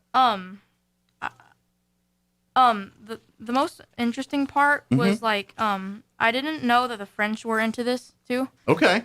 You thought it was just the United States and Vietnam. Yeah. But there was a few more entities involved, huh? Yep. Okay. Very good. Well, do you want to go ahead and read now, or do you want to? I can chit chat some more, or we can read now. I know you're probably anxious to get your report read, aren't you? All right. Yeah, I'll go ahead. Okay. Well, let me set the table. Let me get you introduced. Okay. All right, everybody, for your listening pleasure, this is a young man, Riley Vincent, who was in 6th grade and winner of our American Legion Veterans Day essay contest. This year we focused on the Vietnam era, and Riley here was kind enough to submit a great paper that ended up winning. They picked it above all the others that and I know they had quite a few entries. My wife was on the committee. I didn't see it. I'm in American Legion too, so they're all doing. They can't be here today because they're all doing Veterans in the Classroom or Veterans Breakfast at NMMI. But so you get me today. I'm sorry. But all right, Riley, you ready to go? Yep. Well, the floor is yours whenever you're ready. Okay. Read away. The Vietnam War, into detail, by Riley Vincent. The Vietnam War was one of the most impactful wars known to man. It was also one of the longest wars. It originally started when tensions rose between the two, South Vietnam and North Vietnam. America supplied South Vietnam's funding, armaments, and training to South Vietnam's government and military. America became allies with South Vietnam because North Vietnam was already taken by communism. That is precisely why America supplied them. The Vietnam War was one of the bloodiest and baddest wars ever. It had a good impact and a bad impact. This essay will go into detail about the Vietnam War, who started it, when did this happen, and a lot more. It all started in World War II, when Japanese forces invaded Vietnam. To fight off the Japanese and the French, political leader Ho Chi Minh formed the Viet Minh, aka the League for the Independence of Vietnam. Following the defeat in World War II, the Japanese took back its forces from Vietnam. Now, Emperor Bao Dai was in control. When he saw that there was an opportunity, he tried to take control. However, Ho Chi Minh's Viet Minh forces rose up and took over the northern city of Hanoi and declared a DRV with him as the leader. France was dedicated to regain control, so they backed Emperor Bao and set up the state of Vietnam. They made the city of Saigon as its capital. Of course, both sides wanted full control of Vietnam, but Ho Chi Minh and his followers wanted a nation like other communist countries. Bao and others wanted a Vietnam with close ties to the West. It was a battle of takeover. The Vietnam War started in 1954, even during their own state of war that has gone on for decades. When Ho Chi Minh's communist forces took the north, conflict between northern and southern armies went on until Viet Minh's victory in the Battle of Dien Bien Phu. The French's loss at the battle ended a century of French rule in Indochina, but a few months later they signed a contract that divided the country, with Ho in control of the north and Bao in control of the south. Already with the Cold War getting worldwide, the U.S. hardened its rules against any allies of the Soviet Union. By 1955, President Dwight D. Eisenhower had pledged his support to Diem in South Vietnam. Diem used the equipment given to them and cracked down on Viet Minh's supporters. Diem called them Viet Cong, but by 1957, Viet Cong forces and others fought back. Then they started engaging in firefights with the South Vietnamese army. That's some karma right there. In 1973, the U.S. and North Vietnam made a final peace agreement. The North and South kept fighting, though. The war had a big impact. An estimated 2 million Vietnamese were killed, and 3 million were wounded. War had destroyed the country's economy, but they started reconstruction. 58,000 U.S. troops died in the war too. The Vietnam War was a big, impactful, bloody war, but in the end, what did it cost us? Awesome! Congratulations. That was a good job. Nice work, Riley. You know something I think that I love about your essay that probably you're waking up some people is when most people think of Vietnam War, they think of 60s and 70s, and they don't realize, no, this was going on long before that. And your essay really did a great job of explaining, all the stuff that led up to the stuff more people know about. So Good job. Did you realize any of that before you started doing your research? Nope. I'm kind of curious. How much did you know about the Vietnam War before going in? Anything at all? Did you even know, that it happened at this point, or were you still learning about that? Well, I know it happened, right. And I just knew a basic person. Sure. They would just know. But it was just a Vietnam. time period in history and didn't really know much about it. Yeah. Yeah. Okay. So I'm curious. Now that you've read it, are you kind of interested in learning more about some of this kind of stuff? Yeah. Okay. Because I heard about a really sad thing that happened, but I didn't want to include it. Yeah. Well, unfortunately, with a lot of the stuff we talk about when it comes to veterans and some of the roles that they serve to protect our country, some sad things happen sometimes, and that's just part of warfare, unfortunately. But this is why our veterans are special, because they do things for us that are above and beyond the call sometimes of asking people to do things. And so, and the Vietnam War is a prime example of that. So I'm curious, like you said, talking about future plans and stuff. You ever thought about being in the military or anything like that? Was that something you'd want to pursue, or you're like, no, I'd rather be my engineer? Maybe I would want to go in as an officer, though. Well, I know you're sixth grade and you got some time here, but maybe you get a job working like the Army Corps of Engineers with the Army there, and you get the military to pay for your college, and then you'll be an officer, and then you'll be part of the engine. And you ever heard of the Army Corps of Engineers? Nope. Look them up when you get a chance. They go to all over the world and make magic happen with engineering projects. They go to third world countries that need water, they need certain things, and they go in there and build these amazing opportunities and equipment for them to do things. And same thing in times of war. If our military needs a base set up or needs something, the Army Corps engineers go in there and take care of business and get it all ready for our guys to come in and get it set up. So that might be a little bit of both. And then when you're done, you can go work for anybody you want to and make a bunch of money. Definitely. Do you like working? Do you like working with your hands and things like? Do you like building things, or like you and Dad do projects together like that, or anything? Sometimes we build like Lego, and I think it's so satisfying when it comes all together. So you love creating like that. You love, like, do you know what's gonna start as, and then you work, or you just start putting them together, and then it just kind of happens as you like when you're putting together, you're just like, hey, I'm just gonna start putting Legos together, and then about halfway through, like, no, it's gonna be a dragon, or it's gonna be a tank or something. Or do you like, no, I'm going to make a rocket ship, and here's what, I mean, how do you, when you do the Legos? I'm just curious. Do you have a set thing when you start, or you just start putting them together and see where they take you? Normally I have a set thing, but then I realize I don't have enough pieces. I'm like, oh. Well, and see, when I was a kid, they didn't really have Lego kits like they do now. Like, if you wanted to build like the Millennium Falcon from Star Wars, you can buy one and build it. Back in my day, they just give you a big box and said, here's Legos, and figure out, make a house, or they give you little people, and they give you a bunch of different, but there wasn't like kits like today. Like, if you want to build the Ghostbusters car, you can go buy it. So do you buy the kits like that sometimes, or do you go and say, oh, I just got a big box of Legos? And well, I buy the kits sometimes. Okay. Because those you can kind of make as models and keep and display on the walls and stuff when you're done there. Yeah. You know what we had as kids? What? Lincoln Logs. You ever heard of Lincoln Logs? No. Okay, Lincoln Logs are kind of like a precursor to Oreo. They're Oreos, Legos. I must be hungry. But they look like little log cabin tree, like logs, you know what I'm talking about? But there was different sizes. They had like ones for 3, 4, and then you could build log cabins and houses and like a whole community. But they all look like log cabin. They're called Lincoln Logs. I think they still make them. I think if you go to the store, you could probably find them today. But I spent many, when I was your age, probably a little younger, actually. By the time 6th grade, I was into different stuff. But, when I was younger, man, we used to I'd build like army. I'd have like my little army men, and I'd build the Lincoln Logs. And so the Lincoln Logs would be like forts for the army men. And then I had my G.I. Joe guys that would come in. So you had to multi. That's right. So that's how we played back in the day. So very good. Well, anybody you want to say hi to while we have any family members? Any dad's here with you, but mom or brothers, sisters, or cousins, grandparents? Anybody want to say hi to? My uncle. Okay. Because he was in the Air Force. He's a veteran for 20 as well.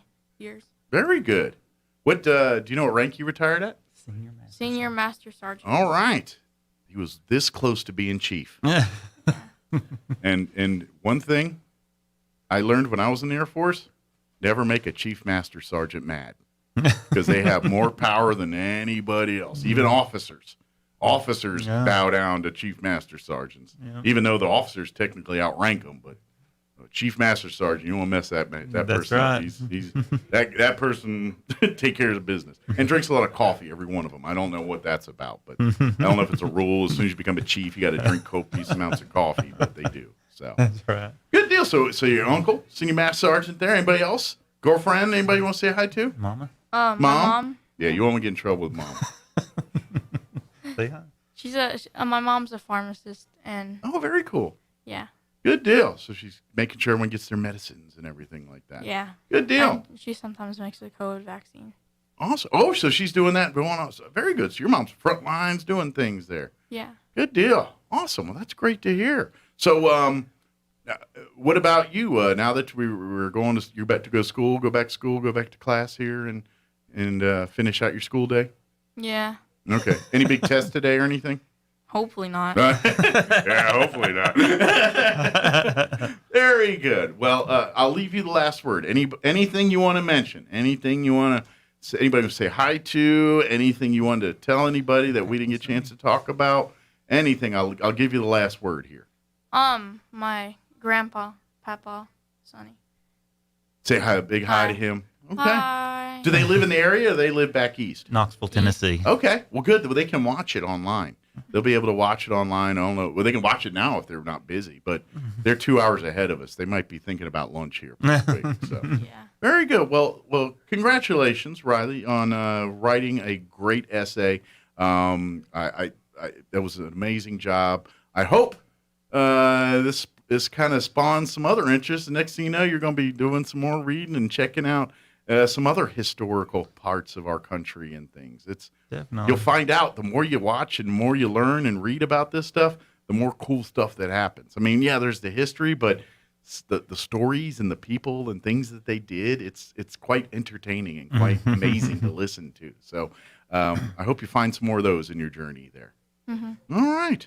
And Dad, Lee, thank you very much for allowing this opportunity. Oh, no, thank you. Thank you, teachers, for giving you a pass here to come out this morning, too. Because I was worried. I was like, I don't want to get anybody in trouble or anything. But thank you to everyone for doing that. And thank you for your service, too. We appreciate it. And we look forward to talking again maybe next year when you win next year, okay? That's right. 2-time SA champion. Thank you guys very much. Thank you very much. All right. Take care. Have a wonderful weekend, okay? Happy Thanksgiving to you guys, too. You too. All right. It is 8:41. Let's go ahead and pause for some local news. Your also town hall business updates and weather as well. Don't go away. Now for a Pecos Valley news update, I'm Jared Sorello. The New Mexico Department of Health is providing COVID-19 clinics at no cost to children ages 5 to 11. These are vaccine clinics at the following Southeast New Mexico locations. The Hobbs Public Health Office at 1923 North Del Paso Street. Walk-ins will be taken on Thursdays, except for today, after 1 to 4 p.m. And Lovington Public Health Office at 302 North 5th Street. They'll be vaccinating children 5 to 11 on Mondays, Wednesdays, and Thursdays from 9 to 11:30. The Roswell Public Health Office at 200 East Chisholm Street. They'll be vaccinating on Fridays from 1 to 4 p.m. And in Carlsbad, the Walter Garrels Performing Arts Center at 4012 National Parks Highway. Vaccine clinics on Mondays from 9 a.m. to 1 p.m. You do need to schedule an appointment, and parents need to create a profile and add their children to the profile at vaccinenm.org. You're up to date. I'm Jared Sorello. I'm meteorologist Steve Hamilton with your Pecos Valley weather. Pretty nice daytime high temperatures over the next couple of days. Looks like the weather pattern will stay fair with high pressure moving in behind a cold front. Sunshine today. Our afternoon highs around 70 and a little bit breezy, but not too windy. Overnight will be clear with upper 30s, and then we're looking at mid to upper 60s for the high on Friday and sunny. We're back to the low and mid 70s Saturday and Sunday. That's your latest forecast. I'm meteorologist Steve Hamilton. With the SRN News Business Brief, I'm Bill Alexander. The number of Americans applying for unemployment benefits fell to a new pandemic low, 267,000 last week, as the job market recovers from last year's sharp coronavirus downturn. Workers at 3 separate Starbucks stores in and around Buffalo, New York, are expected to begin voting by mail this week on whether they want to be represented by Workers United, an affiliate of the Service Employees International Union. The National Labor Relations Board's regional office in Buffalo, which approved the vote last month, is scheduled to start mailing ballots and count the votes on December 9th. On Wall Street, the Dow down 240 points, closing at 36,079. The Nasdaq down 263 to 15,622, and the S&P 500 lost 38 points to 4,646. With the SRN News Business Brief, I'm Bill Alexander in Washington. If you're missing a tooth or several teeth, a dental implant may be the ultimate solution. Implants look and feel so much like real teeth that you probably forget you have an implant. Maupin & Brown Dentistry is one of New Mexico's most experienced implant providers, with literally thousands of implant patients who are absolutely delighted with the results. Call Maupin & Brown today for an evaluation. You'll be surprised how affordable implants can be. Maupin & Brown, your choice for experienced, state-of-the-art dentistry. There's magic in the air. The 40th annual Holiday Magic Art and Craft Show. Friday and Saturday, November 19th and 20th at the Eastern New Mexico State Fairgrounds, featuring a variety of unique handmade creations by artists, artisans, and crafters from New Mexico and Texas, mixing returning favorites with many new exhibitors. Featured artists include Judy Alvarez and Wandine Phipps from Artesia, New Mexico. Find an array of unique crafts such as fine art, jewelry, pottery, glass and woodwork, women's and children's apparel, leatherwork, stuffed bears, and sweet green chili. Tasty treats like pumpkin rolls by Deborah Lucas, Keek's Tie, Sandra's Roasted Corn, mini donuts by Karen Hendricks, and plenty more. Door prizes including nativity sets, paintings, gift certificates, and more. Admission is $2 and kids 12 and under are free. Google Holiday Magic 2021 to learn more. Holiday Magic, November 19th and 20th at the Eastern New Mexico State Fairgrounds. Put a little magic into your holiday season. Roswell is our home. That's why we've all got to do our part to stop illegal dumping. Throwing your trash, clutter, or yard debris in the alleys, sidewalks, or streets is a crime, and it takes time and money to clean it up. Those caught dumping illegally can face fines of up to $500. You can help by taking your waste to the landfill once a month for free with a paid water bill. Call the City of Roswell Solid Waste Department for more information at 575-624-6746. Help keep Roswell clean. After all, do you want your kids to grow up in a dump? Have you ever searched and searched for something and yet not find it? You know, when you're looking for something, and no matter how hard you look, it never shows up. If you've ever searched this hard, then you know just how desperate God's love is for you. When Jesus walked on this earth, he told 3 stories. One story was how a shepherd left 99 of his sheep to go search for the one sheep that was lost. Then he tells of a woman who searches for her whole house for a coin that she had lost. The third story tells of how a man found his son who had wandered off and squandered all he had. Each of these stories is meant to convey the love for all of his children that God has. Now, before you think, hey, I'm not this person, remember that he made everybody who has breath in them. He loves you, and if you're lost, he is searching for you. Join us at the Country Club Road Church of Christ for worship at 10 a.m. on Sunday, located on the corner of Country Club and Washington in Roswell.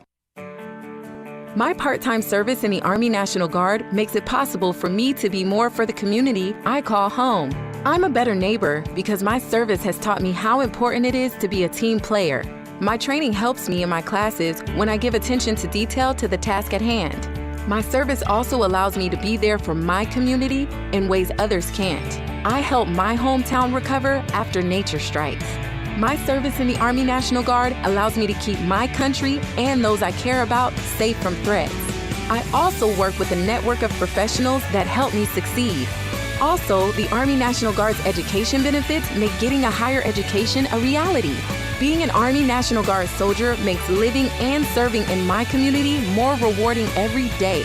Learn more about how you too can live and serve part-time close to home by visiting NationalGuard.com. Sponsored by the New Mexico Army National Guard. Aired by the New Mexico Broadcasters Association and this station. If you're faced with a decision on your current job and career path, please consider an advertising sales position with Pecos Valley Broadcasting Company. We have a veteran sales staff to work with and learn from. We represent 5 radio stations and an online platform that reaches thousands of listeners and viewers across the Pecos Valley and beyond. We pay a base salary and expense reimbursement, plus a generous commission plan. Within your first year, you could be earning $35,000 to $40,000 with room for growth. You won't be stuck in an office. You'll have lots of time for your family and will never ask your vaccination status. If you're interested, email jobs@pvbcradio.com and ask to speak with General Sales Manager Thomas Beard today. Pecos Valley Broadcasting Company is an equal opportunity employer. There's confusion about how to protect yourself from COVID. One thing is certain, whether you're vaccinated or not, you need an accurate thermometer to check for fever, the leading sign of flu and COVID. Be vigilant and contact your medical provider at the first sign of fever. Don't rely on non-contact thermometers that have no scientific studies. Only the Exergen temporal scanner thermometer has been proven accurate in more than 100 clinical studies. Learn more at Exergen.com. Finding great candidates to hire can be like, well, trying to find a needle in a haystack, but not with ZipRecruiter. Its powerful technology actively finds and invites qualified candidates to apply to your job. So while other companies might deliver a lot of hay, ZipRecruiter finds you the needle in the haystack. See why 4 out of 5 employers who post a job on ZipRecruiter get a quality candidate within the first day. Try ZipRecruiter for free at ZipRecruiter.com/free. That's ZipRecruiter.com/free. Here's a Mornings with Mike Winters fun fact. 7% of American adults, roughly 16.4 million Americans, believe that chocolate milk comes from brown cows. We don't know if they asked them where strawberry milk comes from. Here's Mike Winters. And good morning. It is closing in on 8:50. Stay tuned next hour, about 9:15 or so. We're going to replay an interview we had earlier this week. Dr. Peter Jewell, family practice physician with Loveless, joined us and had a great conversation, focusing primarily on Diabetes Awareness Month, which is this month. And talking about a lot. We spent most of the time talking about diabetes and just a great conversation about options, resources, and really the philosophy on how they treat it is different than, say, 10 years ago, and even the way they do it. But we had a great conversation with Dr. Jewell about that stuff. And, of course, we touched a little bit on getting your flu shots and vaccines and all that, too. But we'll play that conversation for you here next hour. Also, do want to remind you that Zia Guns USA here in Roswell, they are now a full-line Tacticam dealer. These are the same Tacticams that you see on hunting shows across the planet. They got them right there at Zia Guns USA. They're also buying guns. They've got cash on hand. It doesn't matter if you got a single firearm to sell, an entire gun collection to sell, or even perhaps an estate sales worth of firearms. They will make you a cash offer. You walk out the door with that cash. Don't forget, they also carry the full line of Black Rifle coffee and Dr. Squatch. They're the only authorized Dr. Squatch retailer in the region. So if you want to smell the soaps you see online and actually smell them, you can go to Zia Guns and see them, smell them, touch them, and take them home with you. Nice. There you go. Zia Guns USA here in Roswell. Shop the locally owned store at 1907 North Main here in Roswell. The only gun store to be open on Sundays but closed Saturdays because they spend Saturdays with family, and you should too. Stop on by. Zia Guns, locally owned and operated, 1907 North Main here in Roswell. And they support their veterans. See. Yeah, I bet. I have no idea what they're doing for Veterans Day, but I bet it's something. I do something a little weird because I kind of like to be kind of weird and old school. I didn't get to date somebody who was like active duty and do that thing where you write love letters and then mail them. Oh, I gotcha. Put a little cologne on it, and mail it over or whatever. Get the letters from afar. Yes. So I kind of do that now. I'll just randomly drop a letter in her mailbox. Because she doesn't check her mail but once every couple of days. So she'll check it Friday. Okay. And she's like, oh, there's a letter in here. I'm glad to see you. I write it all old school, my dearest, Nice. Put stamps on it and everything. No, I didn't do these stamps. Oh, you didn't go mail old it. school, no. Oh. No. I was like, oh, he's supporting postal workers, but you're not even doing that. I should. I should go get an envelope, grab a stamp. Yeah, send it to Lubbock and back. Send it out. Do the thing that you normally do is celebrate but late. Here, belated. 2 days after the fact. Hey, that's when they least expect it. That's right. They're expecting it today. No. I plan on personally thanking her for her service later, but there's awesome. There's other ways. What? Just out of curiosity, tell us what she did in the military. She served 2 tours. She was actually in Iraq, and she was in Afghanistan first, and then Iraq for her second tour. Was she a soldier, GI? Frontline engineer. Okay, very good. Yep. So working on the heavy machines up front.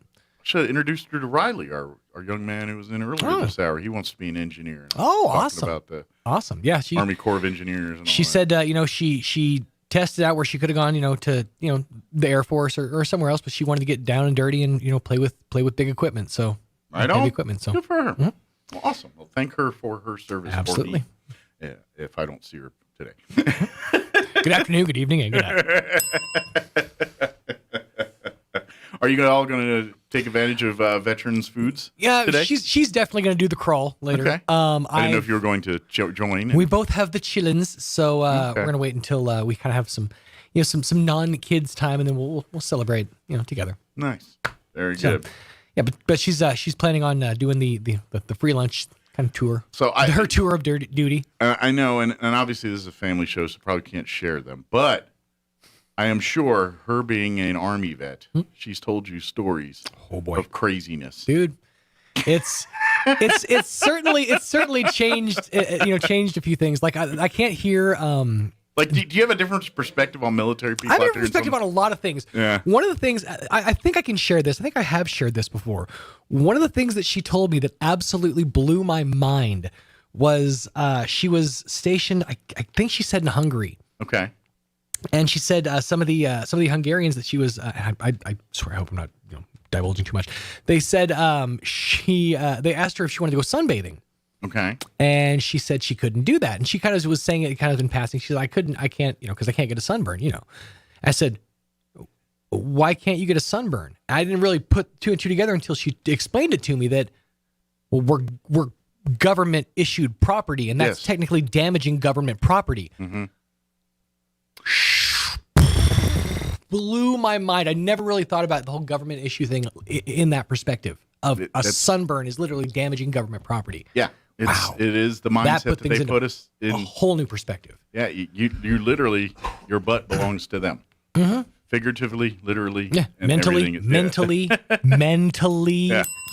And that's the big deal. Spotlight on that. That is the big deal. Absolutely. That's why we celebrate our veterans. I agree. Because yes, I mean it's very rare, but if you get sunburned bad enough and you're unable to perform your duty, they may court-martial you. Yeah.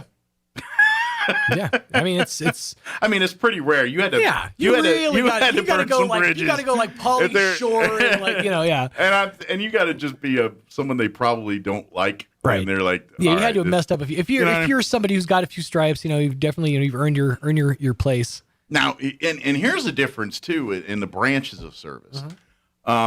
Generally speaking, Army and Marines. Now, I don't know if this has changed over time, but certainly in the eras of which I served, generally speaking, those two branches were quicker to promote, but they're also quicker to demote. Sure. And what I mean by that they're watching everything. Yeah.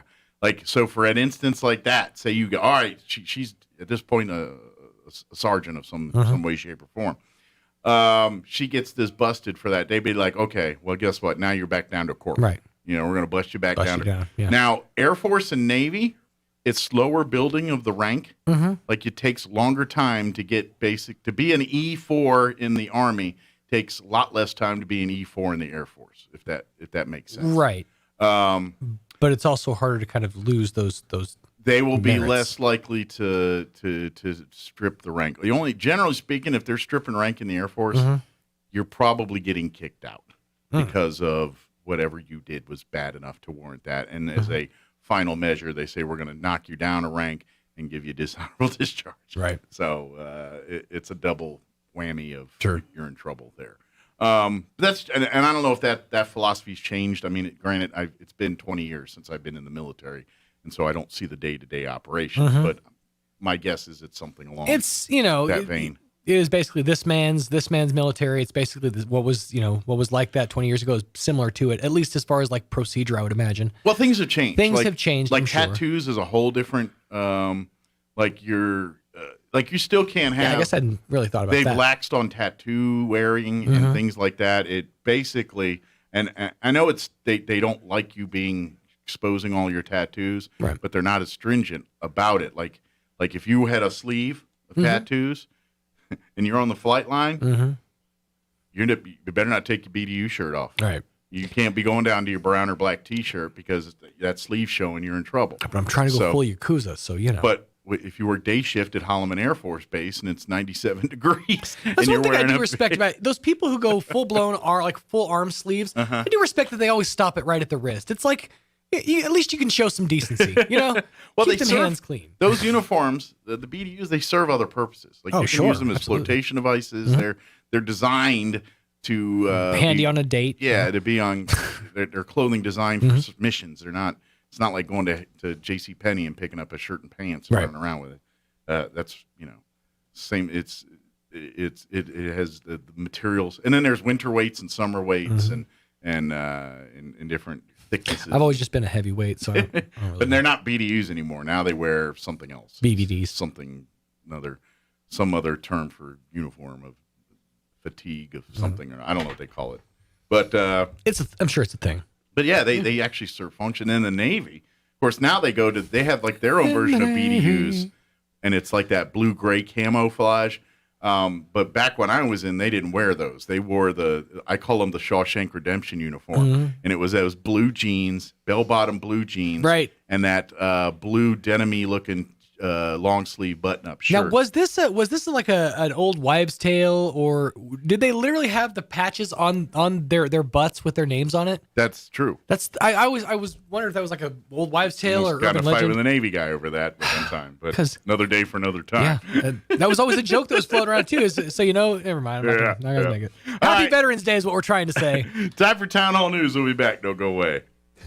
News this hour from townhall.com. I'm Rich Thomason. A solemn Veterans Day ceremony about to get underway on hallowed ground across the Potomac from the nation's capital. The president will mark the observance at Arlington National Cemetery by participating in the Presidential Armed Forces Full Honor Wreath-Laying Ceremony on the 100th anniversary of the Tomb of the Unknown Soldier. Following that, Mr. Biden will give a speech paying tribute to the nation's veterans and war heroes. Greg Clugston, the White House. When it comes to the polls, it seems President Biden can't get a break, even from CNN. 52% of those surveyed by the network disapprove of his job performance, 48% approve. With inflation raging now at a 30-year high, the president making the case for more government spending.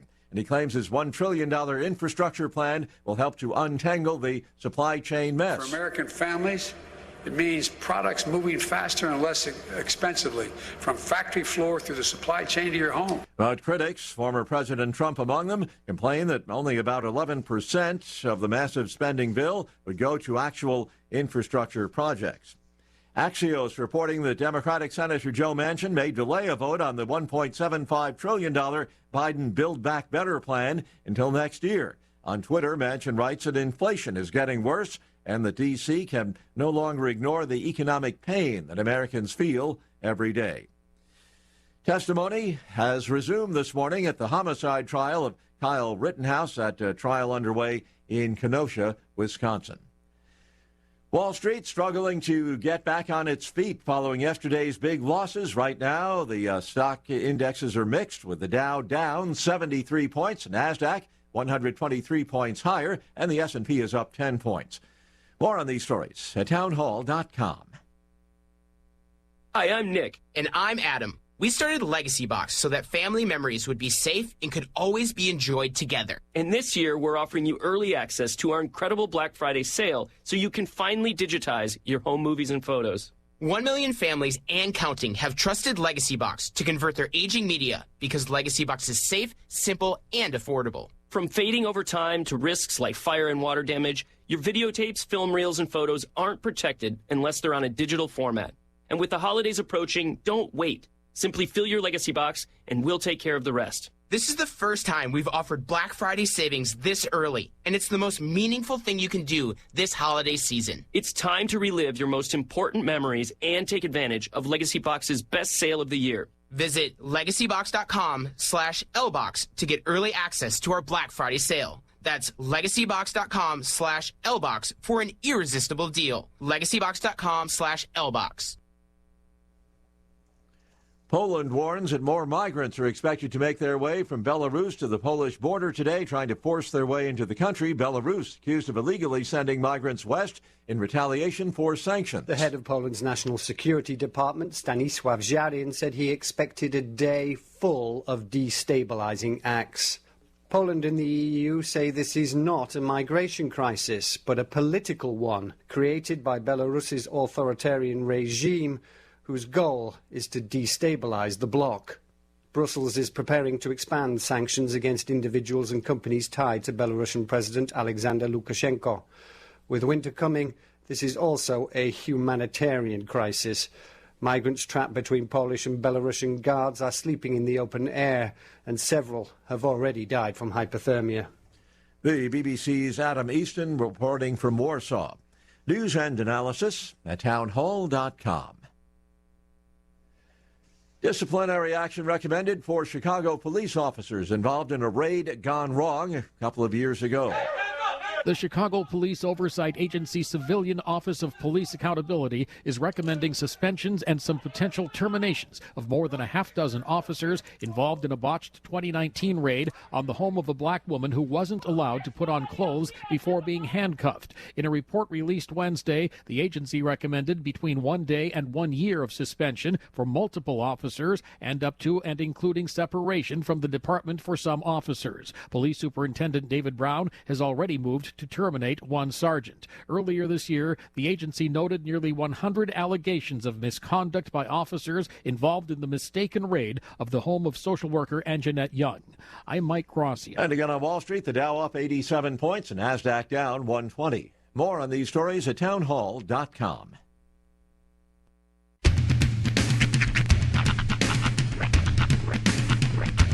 What? the wide, wide world of sports is going on here? I promise you, whatever scum did this, not one man on this force will rest for 1 minute until he's behind bars. Now let's grab a bite to eat. Yeah, come on. I feel the hot wind on my shoulder and the touch of a world that is older. I hit the switch and check the number. I leave it on and then I slumber. I hear the rhythm ringing through it. Flamenco guitar and cumbia music. I hear the talking of the DJ. The travel listen, what does he say? I'm on a Mexican radio. I'm on a Mexican radio. Broadcasting live from high atop the J.P. White Building in downtown Roswell, New Mexico. It's Mornings with Mike Winters on 106.5 Roswell's Talk FM. Is that what I sound like when I talk? Now, here's your host, Mike Winters. And good morning. It is 6 minutes after 8 o'clock. Welcome to hour number 3. Tres Inviernos. Of Mornings with Mike Winters, right here on 106.5 Roswell's Talk FM. Happy Veterans Day, and happy Thursday for everybody Absolutely. out there. Hope you're having a wonderful day. Looks like as we speak, they're doing the ceremony there at the Tomb of the Unknown Soldier at Arlington National Cemetery. You ever seen that ceremony? You've never been to D.C. I've never been to D.C., but I've seen the ceremony before. It's on my bucket list. Yeah, to see it in person, it's and the part I like about it is they don't mess around. And what I mean by that is 24/7. The old guard has a Marine that is 24/7 walking back and forth at the end. Don't matter 2 in the morning, right? Christmas Day, July, don't matter when. They have someone, and they do the changing of the guard. I think it's every 2 hours, but don't quote me on that. Sure. And it's very, tradition and steeped in tradition. It's done exactly the same way. But here's the part I love. They do invite people to come and watch and see it. But if you utter a word, they will yell at you. It's absolute silence. If you go in there chit-chat and yucking it up, they will stop and yell at you. And the guard, and I've seen it done, they will, they were walking back and forth, they'll stop in the middle because they have see that red carpet? Yep. Or whatever color that is. It looks red from here. But anyway, that carpet, they constantly walk up and down, and they will stop, and they're in attention the whole time. They stop. They do a right or left face, depending on which direction they're heading to face the crowd, and says, "This is a place," and you will be quiet now, or you will be escorted out. And they will, and they don't say it nicely. They say it very rudely and loudly because you're being rude, and that's why they tell you. Yeah, because this is not removes like, right? So yeah. It's a place of honor and respect, and you're disrespecting it by doing that, and they will let you know. Absolutely. And as they should. And I love that. I love that they don't mess around with that. And this is because I know, especially with younger folks and things, and you go and you experience things new times, and you come and you don't realize there is a pomp and circumstance and ceremony to it, and for you to not respect that is disrespectful. And people will tell you as such, especially when it comes to honoring people. And it's great if you're not familiar with the Tomb of the Unknown and the whole history behind it. It's I believe it's Vietnam era. In there now. I believe it's changed over time on the Tomb of the Unknown, and I think 1 or 2 they've actually found they weren't unknown no more. And right. So, that's they've been on that tradition. And that's where they have the Eternal Flame and all the that. Eternal Flame is also at Arlington, but that has nothing to do with the okay. Tomb See, of I the thought Unknown. that it was the Eternal at Flame the is same actually John F. Kennedy's grave site there at Arlington Cemetery. That's the Eternal Flame there. That's for his grave site and everything there. That's what it's all there at the same place. Right. Arlington Cemetery it's a real who's who. It's chock full of history. Right. I mean, the house there, the Robert E. Lee House, to the who calls Arlington Cemetery home, not just presidents but generals and some very, very famous people in the history of the United States call Arlington Cemetery home. Through the military. And you can be buried there as a military veteran. It's protocols and things. I don't know all the rules on, what it takes, but they still, to this day. It's based on rank, I would imagine. Well, I think it also depends on your type of service. And I don't know if any veteran can get in, or you have to serve in combat to be qualified. I don't know all the particulars on there, but they still honor and intern veterans there on a daily basis. And the old guard, the Army group, the division that's in charge of that, they're the ones that do the Tomb of the Unknown. They're also the ones that do the flag laying on all the graves for Veterans Day, Memorial Day, various holidays. They also are the ones that do the funeral ceremonies. So when they do bury a veteran there at Arlington, they do the 21-gun salute, they do the flags, they do the whole ceremony you've probably seen on TV where they fold the flag and present it to the loved one and all of that. So, and I don't mean to bring any disrespect, but every time somebody brings up that whole the folding of the flag, I can't not think of the scene from The Simpsons. Again, it's always Simpsons or Family Guy, but basically they start folding the flag as these two soldiers, and they fold the flag, and they get it to a point where it's the long, and then they put it in their mouths and they eat towards the center of it. I don't know why that makes me laugh every single time I see it, but it really does. They just start eating. Well, and there's an art to flag folding too. It's a whole, because you're not supposed to see any red, right? And it's just be all the stars, the blue and the stars is the entire. But anyway, I say if you go to DC and get an opportunity, please add Arlington National Cemetery as one of the places to go. It's not in DC proper; it's in the Virginia side of DC, which is now Virginia. But it's you can get on the metro and do it. It's close enough because the Pentagon, it's all on that side of DC in Virginia, technically. So let me give you the rundown. I got to talking about because I saw that on TV. I love that ceremony. It's just cool. One of the coolest things I saw when I was a kid, seeing the changing of the guard and all of that at the Tomb of the Unknown. We're going to get you up to date with the weather here in just a few minutes. Then here, about 5-10 minutes or so, we're going to play our interview we had with Dr. Peter Jewell. He's a family practice physician with Loveless. This month is Diabetes Awareness Month, so we spend much of our conversation talking about diabetes and help there, and really the philosophy in treating it's changed.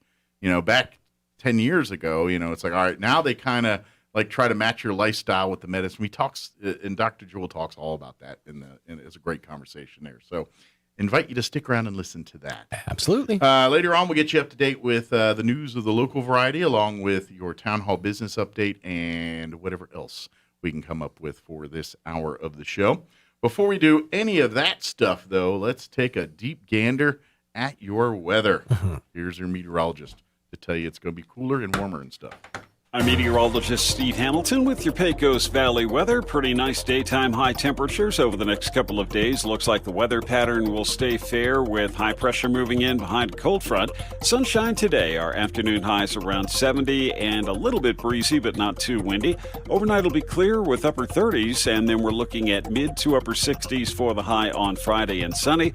We're back to the low and mid 70s Saturday and Sunday. That's your latest forecast. I'm meteorologist Steve Hamilton.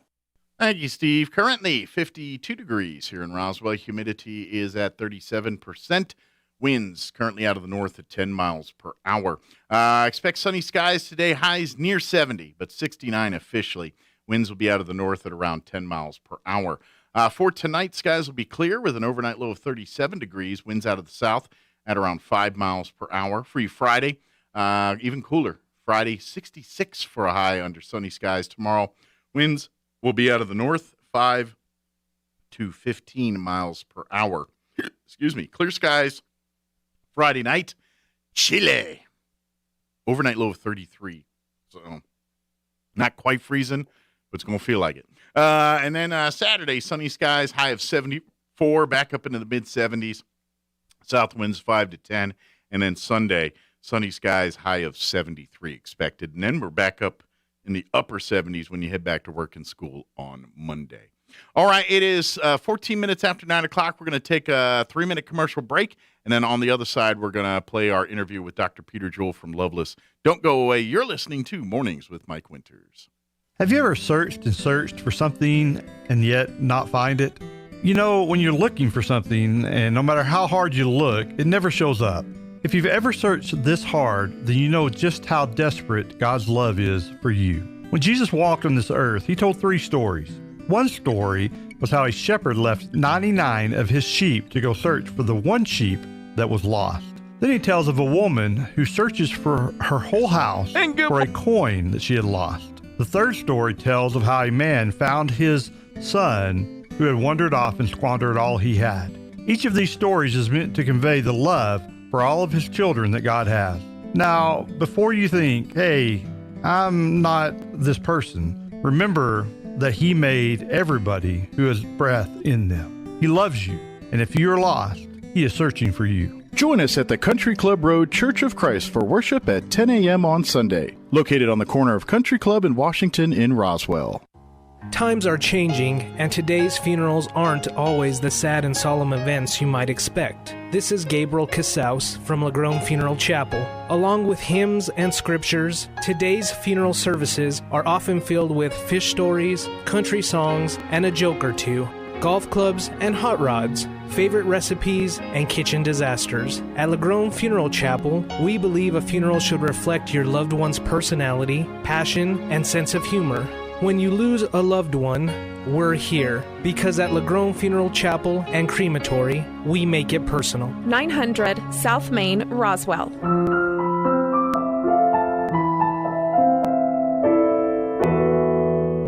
There's nothing like a good night's sleep. But if your old, worn-out mattress is keeping you up at night, then hurry to Glenn's Furniture and change your life. Glenn's carries Serta, the finest mattress in the world. Whether you prefer a traditional inner spring, a modern memory foam, or a hybrid that combines the best of both, Glenn's has the right size and right firmness in stock, specially priced and ready for free delivery. So don't lay awake another night. Head for Glenn's Furniture at the corner of Union and Alameda, making sweet dreams since 1953.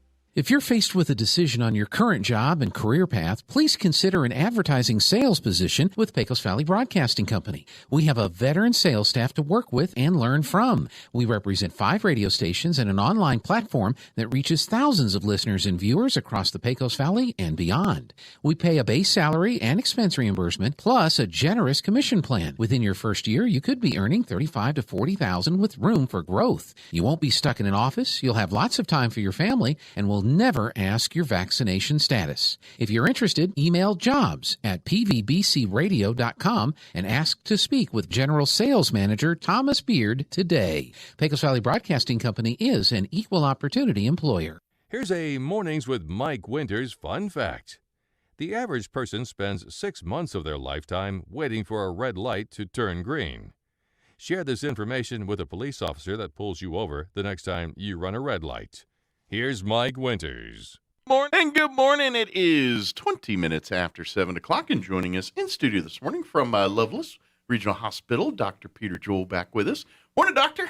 How you doing? Doing great. How about yourself? How's the fall treating you in your office here? Pretty good. It's getting busier. Yeah. So, the last time I saw you, I was seeing probably, I don't know, tops 8 patients a day. Now I'm back up to 15, 16, heading for 20. Probably that's what they want me to be at. Okay. So, it's getting busier. What happened when I saw you last time, it was all a credentialing, insurance. You know how that goes. Sure. When you first started a new office, it takes forever to get all of the insurances on board with you. Sure, the red tapes and everything else. Oh, and no idea. Well, and that's the thing. It's funny. It's like, even though these people have already insured you, before. Now, I guess I don't know.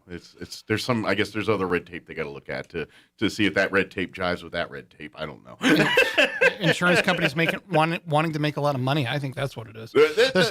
I would not disagree with you one little bit here. But, of course, for folks that aren't familiar, Dr. Jewell's a family practice, basically jack of all trades doctor. You gotta, if you have something wrong with you, he's the first line of defense for you on that kind of stuff. And obviously with family medicine, a lot of it can be done right there in your office. Yes, sir. But if it's something more serious, then you need to see a specialist. Of course, Dr. Jewell will make sure you get to those officials and things. So. One of my philosophies when it comes to referring to people is I try very hard to send my patients to somebody that I would see myself. Gotcha. If I didn't feel comfortable seeing that doctor, or if I didn't think that my family if I didn't want my family to see them, why would I send my patients to them? Sure. A lot of my patients become almost similar to family when I've seen them, because most of my patients have been with me at least 10 years. And I got to figure, as a doctor, especially a family practice doctor, it's by default just part of the job, because you come in and you see families, a couple times a year, depending on,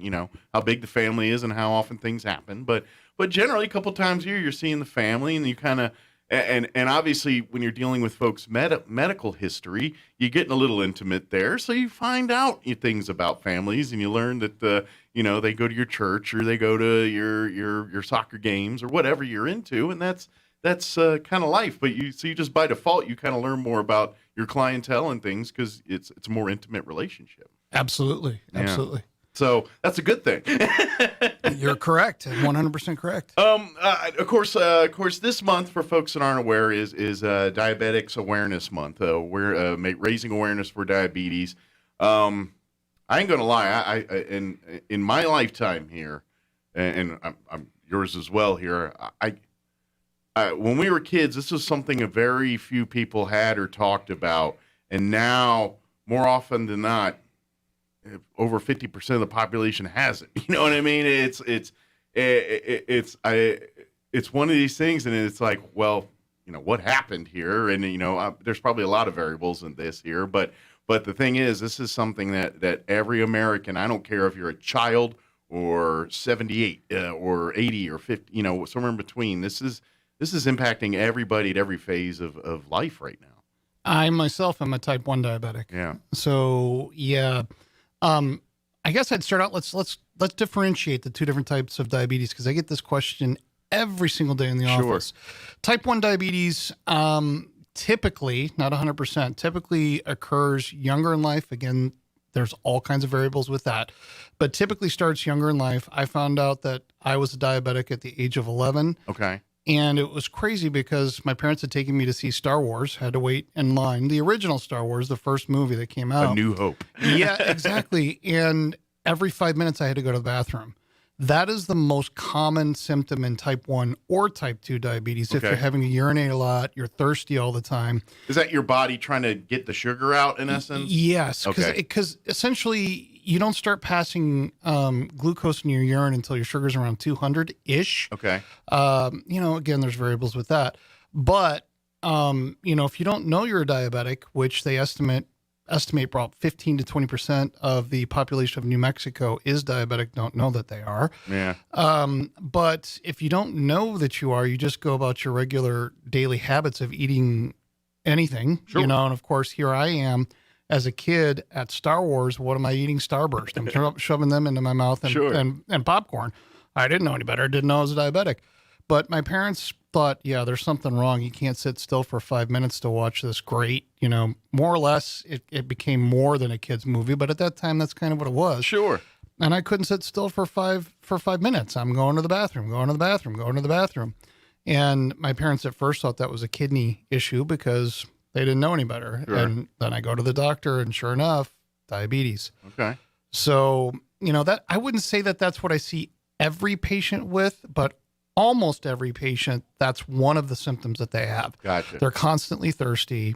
They got to pee all the time. They're losing weight, vision issues, all of these things, confusion, fatigue, all of these things can be signs and symptoms of diabetes. Gotcha. Okay. So type 1 diabetes usually occurs early in age. And the researchers are now saying that what they believe this is that sometime during youth, they got infected with either a bacterial agent or a virus, and our antibodies start attacking a certain part of your pancreas. Okay. The islets of Langerhans, beta cells, right? And that shuts off that part of the pancreas. You no longer make insulin. They used to term type 1 diabetics as insulin dependent. And that's more or less kind of the real defining factor. Gotcha. They don't make insulin. You got to make it for them. Right. Gotcha. So there's less type 1 diabetics out there. Type 2 is what we're seeing, not a pandemic of, but an epidemic in the United States of America. And type 2 diabetics, there's multiple reasons why this happens. Your cells can become resistant to insulin. Insulin's required to carry glucose into your cells. Every one of your cells, from your hair cells to your heart cells, requires sugar, glucose. It's kind of like gasoline in a car. Mm-hmm. And in order for you to get that glucose into your cells, that insulin has to do its work by carrying it through the cell walls, right? Gotcha. And you become resistant to it, almost like I'm going to use a drug addict, right? He needs more to get him high or keep him level, I guess. That's the only way to describe it. And you become resistant to this insulin. You need more and more and more and more and more. Sometimes type 2 diabetics get to the point where they need to start taking insulin for the very same reason, because it overloads their system. Gotcha. Some of the reasons why type 2 has become an epidemic, I would say our diets. Mm-hmm. You know, we eat a lot of processed foods, lack of exercise. I mean, let's face it. When I was a kid, almost everybody I grew up with worked in the construction fields. Now people are computers and more sedentary lifestyle. Sure. Now, there are some exceptions here in Roswell. We're a big oil producing part of the country. So, yeah, there are a lot of oil workers. But then when they get older, what do? They go into management, right? And not as active. Sure. That can lead to it too. So that's why I think we're seeing a huge increase. And what do you see on every corner? Yeah. Fast food. But I would make this point too, and now, granted, you're a doctor. I'm a dumb DJ, but that's not true. That's not true. But we look. I would also argue it's technology in food. You know, Yes. you look at growing up. You know, there wasn't. You know, in the 50s, there wasn't a frozen food aisle with every single thing. You know, you wanted to cook from scratch, or the 50s, they just really started doing like condensed milk and things that were the shortcut version of stuff. But to make these products, there's a lot of things they need to preserve it, to create a shelf life, to make it look, additives, whatever. And I got a feeling none of that stuff is bad for us. And I got to admit, I got to think some of that is contributing to see these numbers as well. People just think, hey, I'm eating a bowl of carrots or whatever it is. And that's not really what you're eating there. You're eating this processed everything else. And so I think there's really some of that, people thinking they're eating healthy and they're really not. Here's the key. If you want to prevent diabetes in yourself or your family, read the labeling. Mm-hmm. See how many grams of carbohydrates are involved with what you're eating and how big the serving size is. Mm-hmm. I have patients, when we're talking about borderline diabetes, which is also rampant, I tell them try to keep your meals anywhere between 45 to 50 grams of carbs per meal. Gotcha. That's easier said than done, because if you think about it, your average slice of bread, average means, there's some that are way higher, some that are less. One slice of bread, 25 grams of carbs. So if you think about it, you eat a sandwich, that's it. You're done. No fries, no potato chips. And what I'll tell patients, same scenario, I'll say, okay, you go to a fast food restaurant or to a nice restaurant and you order a burger that has a bun, obviously, and you want to eat fries, okay, perfect. But you probably want to drink water or a diet soda, not a regular Coke.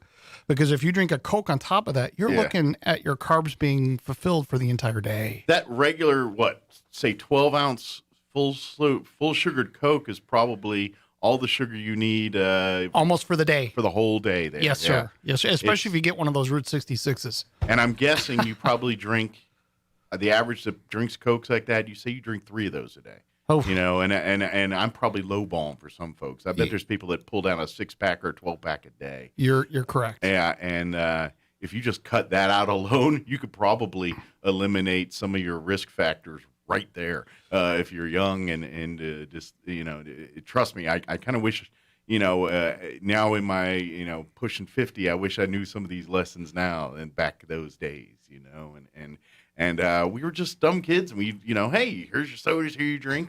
And now we're like, oh man, it's you got to really be proactive on looking at what goes in, and especially when you're at the grocery store. That is because, you go in these and you see all the labeling and the packaging and marketing, but when you start reading the actual nutritional list and some of the carb values on things, and you're like, man, one servings. And then you look, and the box rarely has one serving. It's got Exactly. 4 servings, and you're like, oh, but he's like, you realize you're looking at 1/4 of the numbers if you eat this whole box here. And that's I think people don't realize that's where I think a lot of us are making mistakes when it comes to diet choices and things like that. Absolutely. And then let's also look at what were you told when you were a young person? Okay.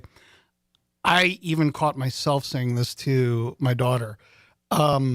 Finish your plate. There's starving people in Africa. Yeah. You know, I mean, I've caught myself saying that too. Yeah. So we're conditioned because I heard it over and over and over and over as a child. And when you have food that's good, it's just ingrained in your mind. I'm going to finish this. Sure. Right. And you don't need to. That's kind of what I'm trying to do. Sure. And trying to bring, you know, this epidemic to, I'm not going to say a close because I don't think diabetes is ever going to go away. Sure. But at least improve the situation. We don't need to finish that plate, especially if you're going out to dinner. Mm-hmm. You know, I recommend for my diabetics and borderline, there is an app you can get on your phone. It's called the Calorie King.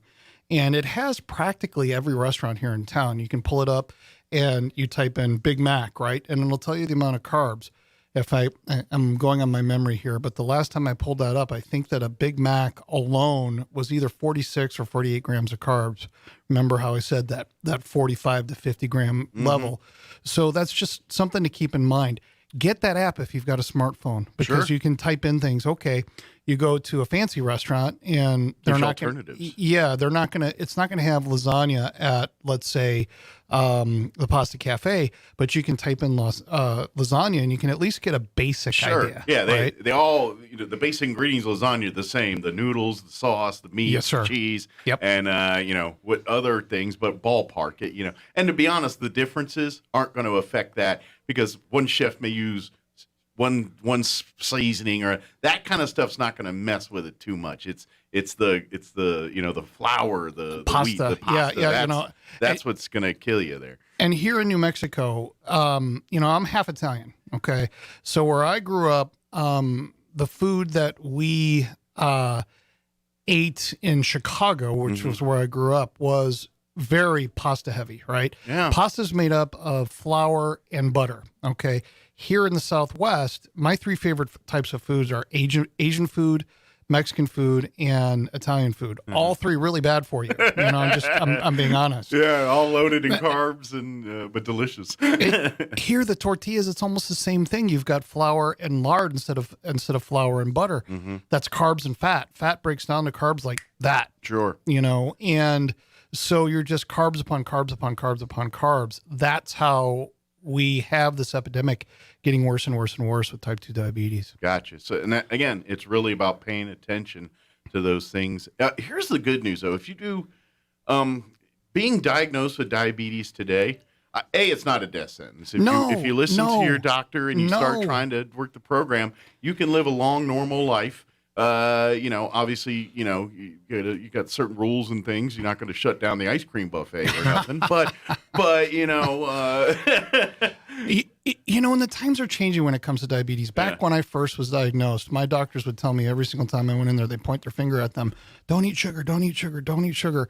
And I can remember this is long before I became a diabetic. I actually asked my doctor, and again, this is 40 years ago. I said, have you ever tried to go one day without eating sugar? I mean, seriously, one day without sugar? Sugar's in ketchup. Okay, sugar's in everything except maybe water, you know? And you got to look at that. If it's some kind of flavored weird water, there's probably sugar in that. So now the focus has kind of changed. You got 3 things to do with diabetes. Number 1, your diet. And we kind of already talked about that, 45 to 50 grams of carbs. Exercise, which is the key that I think a lot of my patients fall down on. Well, you know? that's your great cheat. Like, yes. And what I mean by that is you're burning the calories, you're doing things. So if you do mess up with the food, you're actually doing some benefit there and say, all right, well, at least now I can work it off a little bit, and that'll help. Help speed up the metabolism, which will process this stuff better, and in essence, make my sugars better. You're absolutely correct. And you know, the good news is, because it sounds like we're all talking doom and gloom today, but the good news is the medications nowadays, almost weekly, I find out about a new diabetes medication. And, you know, when it comes to my philosophy, I try to hold off insulin to the very end, because giving somebody insulin, I'm on insulin, it can cause a lot of non-compliance. They forget to give their shot. They don't want to. It hurts. There's all kinds of reasons why they won't do that. Sure. So that's the last-ditch effort. And nowadays, with all the medications that are out there, we've got SGLT2s, you know, GLP-1 agonists, all these different types of medications, and every day a new one coming out. The philosophy now has changed to kind of match your diet and activity level with your medications, exercise, and diet. Gotcha. You know, and to make it more patient-friendly. Absolutely. Yeah. You know, something they can get behind. You mentioned the ice cream bar. You know, you're correct in that. They can't close out the ice cream bar, but you can still have ice cream within moderation. Sure. Well, you got to balance life. I mean, it's like, great, I'm going to live to 90, but I'm sitting in a bubble eating rice cakes my whole life. Like, I'd rather knock 20 years off and enjoy it, you know, and there's something to be say that. I kind of, my own self, I lean a little in that world here. Yes, sir. But we can't do, but we can certainly do both. I mean, we could say, you know what, all right, let's compromise here. Let's or at least start thinking about what you're putting in your body. Let's, you know, say, all right, you got two types of pizza here. This one's made with a cauliflower crust. This one's not. Let's give this one a try and see what you think. If you like it, maybe we can give this a try, you know? Or, you know, okay, maybe you hate the cauliflower pizza. Instead of eating the big thick crust, eat thin crust. Sure. You know? So there's all kinds of, you know, shortcuts we can get to with diabetes. And then let's say it's your birthday, right? There's a piece of cake sitting in front of you, right?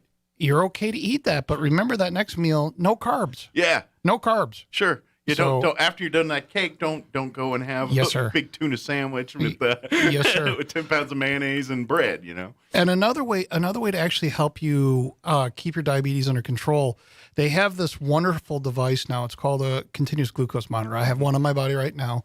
I change out the monitor every 10 days. And it can give you a continuous glucose reading. In fact, before I came in here, I hate to admit this, but I had a little bit of candy because my sugar was crashing. This is early for me. I usually start work at 8, and I didn't have time to eat breakfast this morning. Well, I thank you for coming in. Yeah, no problem. Morning. But, you know, I checked it right before I left my house, and I saw that it was going down, and I didn't want to sound like you know, not intelligent when I came and talked to you this morning. So I had a couple of sugar. Stop. You're intelligent. I listen to you. I don't want to say every morning, but almost every morning. Well, so thank you. You know, don't ever shortcut yourself. Trust me. I worked in radio 40 years ago. Wait a minute. I got to think about this. Well, just go 30 years ago. 30 years ago. So yes, sir. So yeah, trust me, when it comes to doing what you did or do, it takes a lot of prep work. And if you're not doing prep work, you are going to sound, you know, with your finger up your nose. You're not wrong, yeah. So you need to give yourself more credit. So that's bottom line. Well, thank you. I'm a self-depreciating humor type guy anyway. I figure if I can make fun of myself, then that gives me license to make fun of other people. Absolutely. But when we talk about this here, I mean, let's talk. Let's go back to warning signs here and begin. Like you said at the beginning here, if you're seeing someone that's frequently having to go pee, to go urinate, that's the big one. That's the big one. I would probably say that's the number one most commonly seen sign. Gotcha. Is having to pee all the time, being thirsty all the time. Believe it or not, hunger can also be one because your body's craving different things. The glucose. Okay. Because believe it or not, you've got the sugar's not getting where it's going to. Yeah, you've got plenty of glucose in your blood. So is it kind of like if I'm getting real rudimentary, but kind of give people a grasp it. So basically, all the sugar that's coming in is getting stored there, but the distribution system is messed up, so it's not getting it anywhere. Exactly. So you just keep piling more in, and here we go. It's depleting the places that need it, and where you don't, it's adding as fat and everything else, I'm guessing. And you can also see, believe it or not, with diabetes, especially type 1, and I've seen it happen in type 2 too, you can be very large and all of a sudden you have a 30 or 40 pound weight loss, almost immediately. Gotcha. And what's occurring there, it's almost the same thing as the keto diet, okay? The keto diet works because people are burning proteins once you get to a certain point. First you're going to burn fats because that's what's available. Sure. But then you start burning proteins, which happens in diabetes too, because your cells need that glucose, as I was explaining, and it will do anything to get that. And it actually causes burning of your metabolism. Okay. It speeds that metabolism up. So you're always burning something. And with that, you start to lose weight, and considerable amount of weight at times, because it's all coming from your protein. By the way, it's not a just diet bringing you it down. recommend, but I usually don't recommend the keto diet because there's some research that shows that it can create insulin resistance, which can lead to borderline diabetes. Insulin resistance is kind of almost the same process.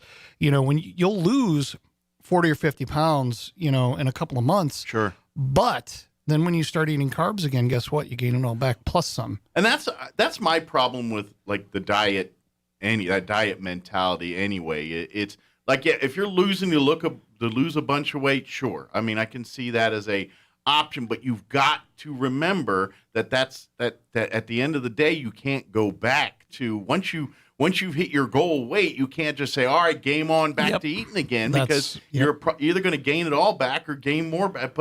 And so if you're going to make that decision, you got to make it a lifestyle decision, and you got to, and I think even folks with diabetes, when the doctor tells you you're pre-diabetic or you're diabetic, you're going to have to make some changes here. A lot of people are like, oh, great, I'm going to be eating kale the rest of my life. And you can't do that either, because you're not going to work if you just do that total, all right, if you dive in with both feet, I think you burn yourself out on that a little bit. So all in moderation. Changes in when you're making a lifestyle change, little at a time, keep making progress forward. Because if you try to bite off too much at one time, you're setting yourself up for getting overwhelmed and then just regressing. Crash and burn. Yeah, and I mean, and if I'm saying anything wrong here, please. No. You're straight on the mark. Just my own life experiences and stuff. Straight on the mark. I can tell you one of my best controlled diabetics that I've ever seen, and I've been seeing this guy for close to 13 years. We were talking before about everything in moderation. You mentioned that as well too. Mm-hmm. And he lost a bunch of weight. He was a very large gentleman. Lost a bunch of weight, and then he more or less during the day had very well control. In the evening, he'd eat ice cream almost every single night. He was treating himself, but it wasn't 3 bowls of ice cream. Mm-hmm. It was a little bit. Sure. And with that, it kind of still gave him the satisfaction for his sweet tooth, but he was. I'm doing my best, but I can still do what I want. Yeah. And he was always, we have this indicator in hemoglobin A1C, which is a 3-month evaluator of how well you're doing with your diabetes, right? And there's this magic number, and this changes almost monthly with the American Diabetic Association. Anywhere between 6.5 to 7 is considered controlled, right? This guy is always in the low 6s, sometimes even in the 5s. Wow. And he's still eating ice cream. So, he's using that same kind of concept, what I was talking about before, the 40 to 50 grams of carbs during the day, and actually even below that. And then at night, he has, I'll say, maybe 50 to 75 grams of carbs with the ice cream. Okay. And, that helps him stay happy. Gotcha. I would guess, too, and maybe, and I'm no expert on all this, but when you do it, when you go to bed, I mean, imagine that has some variables in there too, what your body does at night when it's recharging, restoring, and things like that, and how it uses the sugar. I imagine that plays a role in that somewhere too, I'm guessing. Absolutely. In fact, most diabetics, I'm not going to say 100%, because when I have a diabetic come in to see me, I try to get them to do our finger sticks, at different times. If you're a type 2 diabetic, Medicare, which most of my patients are on Medicare only allows you to check your sugar once a day, which is a travesty in my mind. But what I have my patients do to get around that is, we'll say on Monday, I have them check it first thing in the morning, right? And then on Tuesday, we check it right before lunch. And then on Wednesday, right before dinner, and we just repeat that, right? So once a day, but one day, first thing, next day, right before lunch, the next day before dinner. Most diabetics have trends. And as I already said, most diabetics, it's really high in the morning, but I've gotten all different kinds. So then what I do to help with that is change the timing on the medication, which helps a lot of people. And a lot of my diabetics are on 2 or 3 or 4 medications. And so in the morning we're taking the standard with metformin. At lunch, maybe we're taking the Giardians. Giardians is something that helps you expel sugar through urination. Okay. You know, I mentioned earlier that most times we don't start smelling sugar until about 200. It lowers that number. Yeah, it lowers it to around 80 to 100. Okay. And also, so it's like a flush system. Yeah, almost. It opens up gates in your kidneys. It helps you to get that glucose out. Gotcha.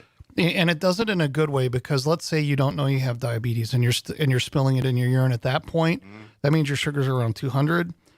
Glucose is a very complex molecule, and it can damage your kidney unless you're taking this medication I just said, because it's opening up the gates. It's not letting it linger around in there. It's Yeah, getting it out. exactly. Gotcha. Exactly. Interesting. Yeah. Of course, folks, if you're looking for a family, a practice doctor full time here, or maybe you're thinking, you know what?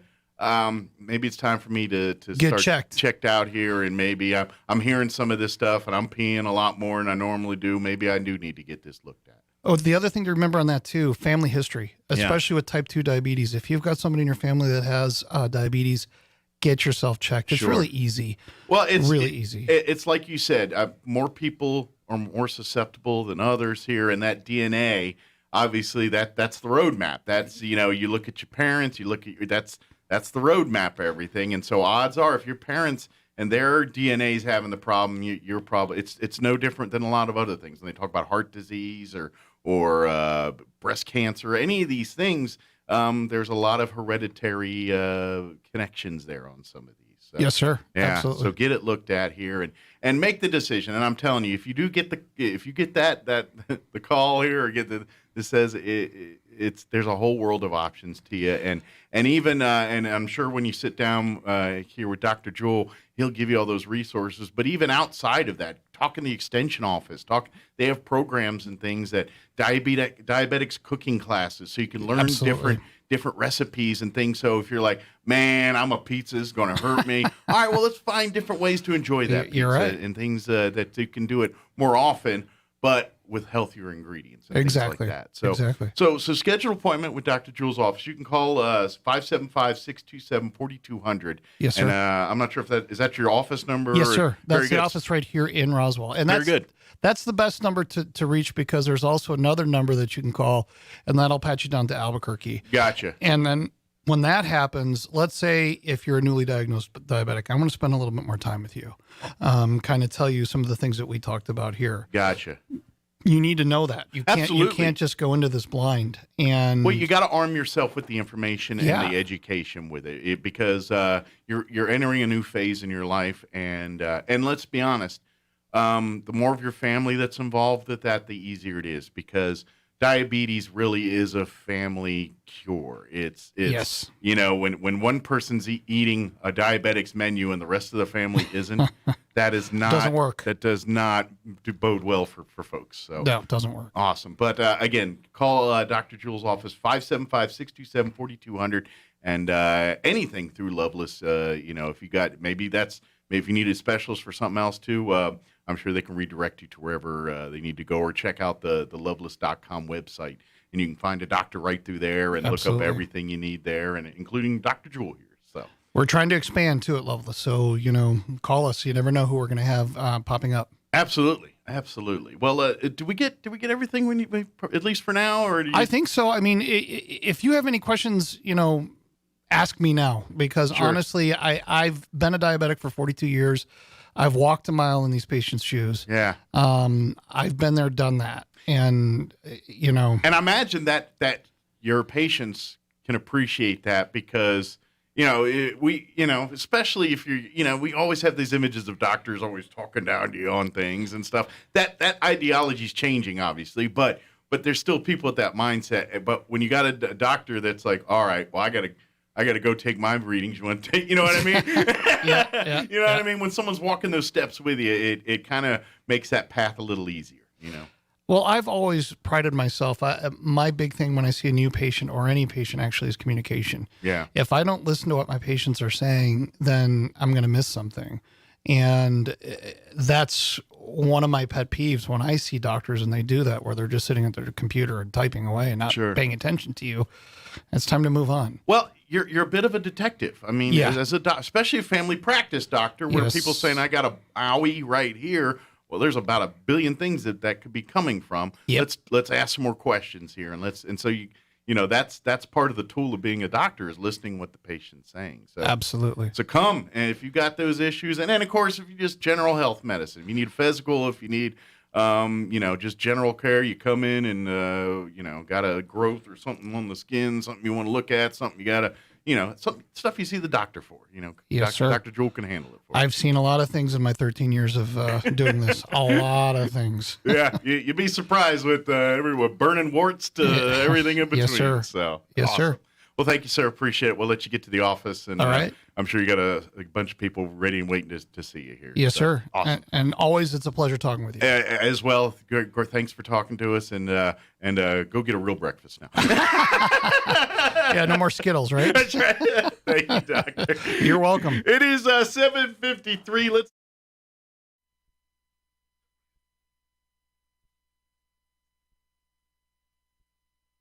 Now for a Pecos Valley news update, I'm Jared Sorello. The New Mexico Department of Health is providing COVID-19 clinics at no cost to children ages 5 to 11. These are vaccine clinics at the following Southeast New Mexico locations: the Hobbs Public Health Office at 1923 North Del Paso Street. Walk-ins will be taken on Thursdays, except for today, after 1 to 4 p.m.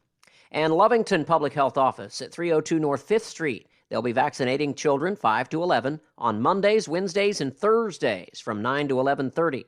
The Roswell Public Health Office at 200 East Chisholm Street. They'll be vaccinating on Fridays from 1 to 4 p.m.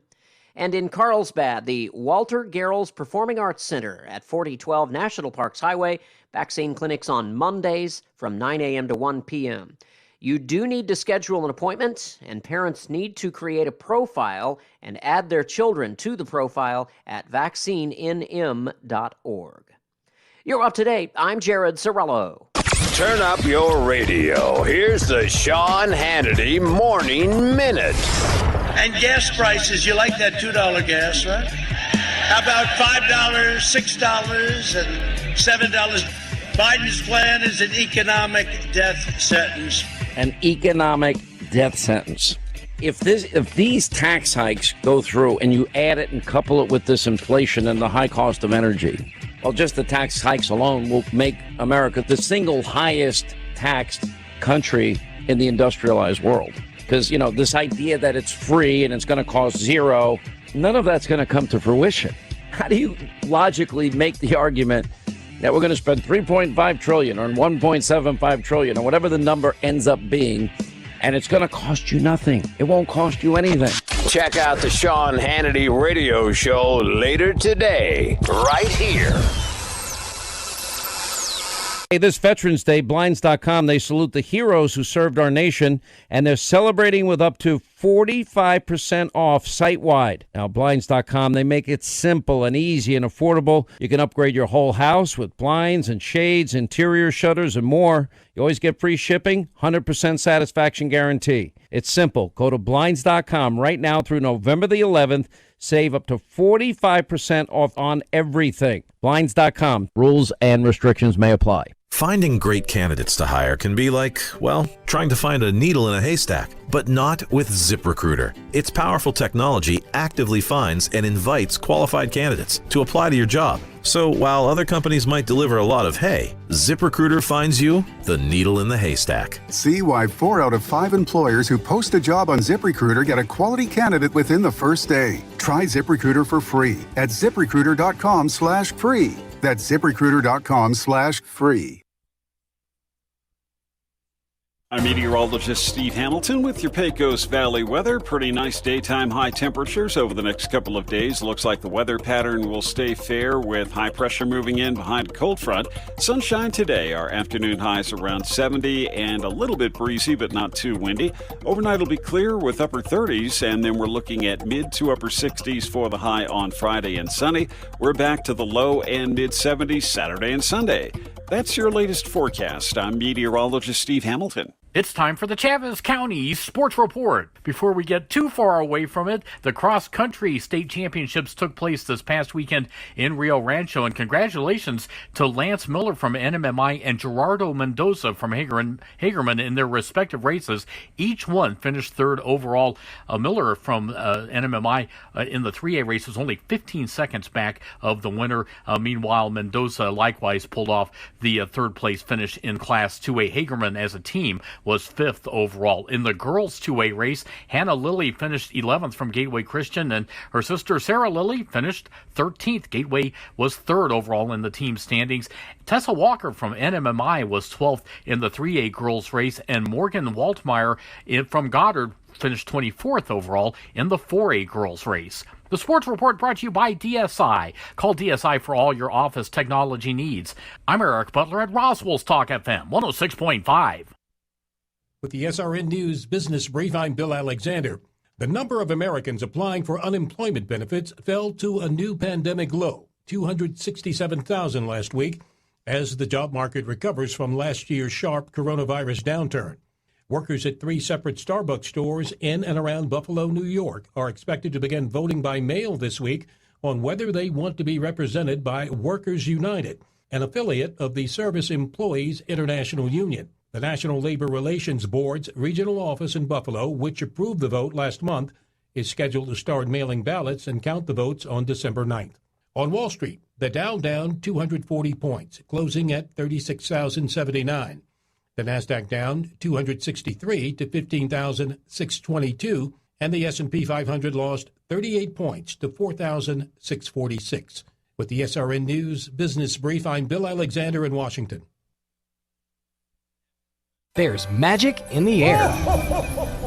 The 40th Annual Holiday Magic Art and Craft Show. Friday and Saturday, November 19th and 20th at the Eastern New Mexico State Fairgrounds. Featuring a variety of unique handmade creations by artists, artisans, and crafters from New Mexico and Texas. Mixing returning favorites with many new exhibitors. Featured artists include Judy Alvarez and Wandine Phipps from Artesia, New Mexico. Find an array of unique crafts such as fine art, jewelry, pottery, glass and woodwork, women's and children's apparel, leatherwork, stuffed bears, and sweet green chili. Tasty treats like pumpkin rolls by Deborah Lucas, Keek's Tie, Sandra's Roasted Corn, mini donuts by Karen Hendricks, and plenty more. Door prizes including nativity sets, paintings, gift certificates, and more. Admission is $2 and kids 12 and under are free. Google Holiday Magic 2021 to learn more. Holiday Magic, November 19th and 20th at the Eastern New Mexico State Fairgrounds. Put a little magic into your holiday season. Have you noticed the days are getting shorter? This is Jim Gill from Roswell Seed Company. I know it's kind of hard to tell, but we're on the downhill side of the year, so every day is a couple of minutes shorter than the one before, even though your plants need plenty of food and water to keep them healthy. Like those globe willows that are turning yellow. A good dose of the right fertilizer will make them bright green again. No matter what the problems you're having, we probably have a cure at Roswell Seed Company. But come see us soon, because winter's coming, you know. There's confusion about how to protect yourself from COVID. One thing is certain, whether you're vaccinated or not, you need an accurate thermometer to check for fever, the leading sign of flu and COVID. Be vigilant and contact your medical provider at the first sign of fever. Don't rely on non-contact thermometers that have no scientific studies. Only the Exergen temporal scanner thermometer has been proven accurate in more than 100 clinical studies. Learn more at Exergen.com. Finding great candidates to hire can be like, well, trying to find a needle in a haystack, but not with ZipRecruiter. Its powerful technology actively finds and invites qualified candidates to apply to your job. So while other companies might deliver a lot of hay, ZipRecruiter finds you the needle in the haystack. See why 4 out of 5 employers who post a job on ZipRecruiter get a quality candidate within the first day. Try ZipRecruiter for free at ZipRecruiter.com/free. That's ZipRecruiter.com/free. Here's a Mornings with Mike Winters fun fact. A U.S. quarter has 119 grooves at its edge. A dime has one less groove. So by definition, that makes a dime less groovy. Here's Mike Winters. And good morning. We're about ready to wrap up today's show. If you missed any part of it, I invite you to check it out at your leisure. Go to ksvptv.com, click on the Mornings with Mike Winters channel, and you can watch all of our interviews there in your underwear or wherever you want. Doesn't matter. Well, maybe not in public anywhere. Then you might deal with law enforcement, which that's on you. But anyway, check it out anytime you want there. Thank you to all of our guests that came in today, and happy Veterans Day to every single veteran out there. We thank you for your service, and we appreciate the role the veteran serves in our community. And have a great day, and go out there and get some of those treats that you deserve, because you earned them. All right, it is. We got to go.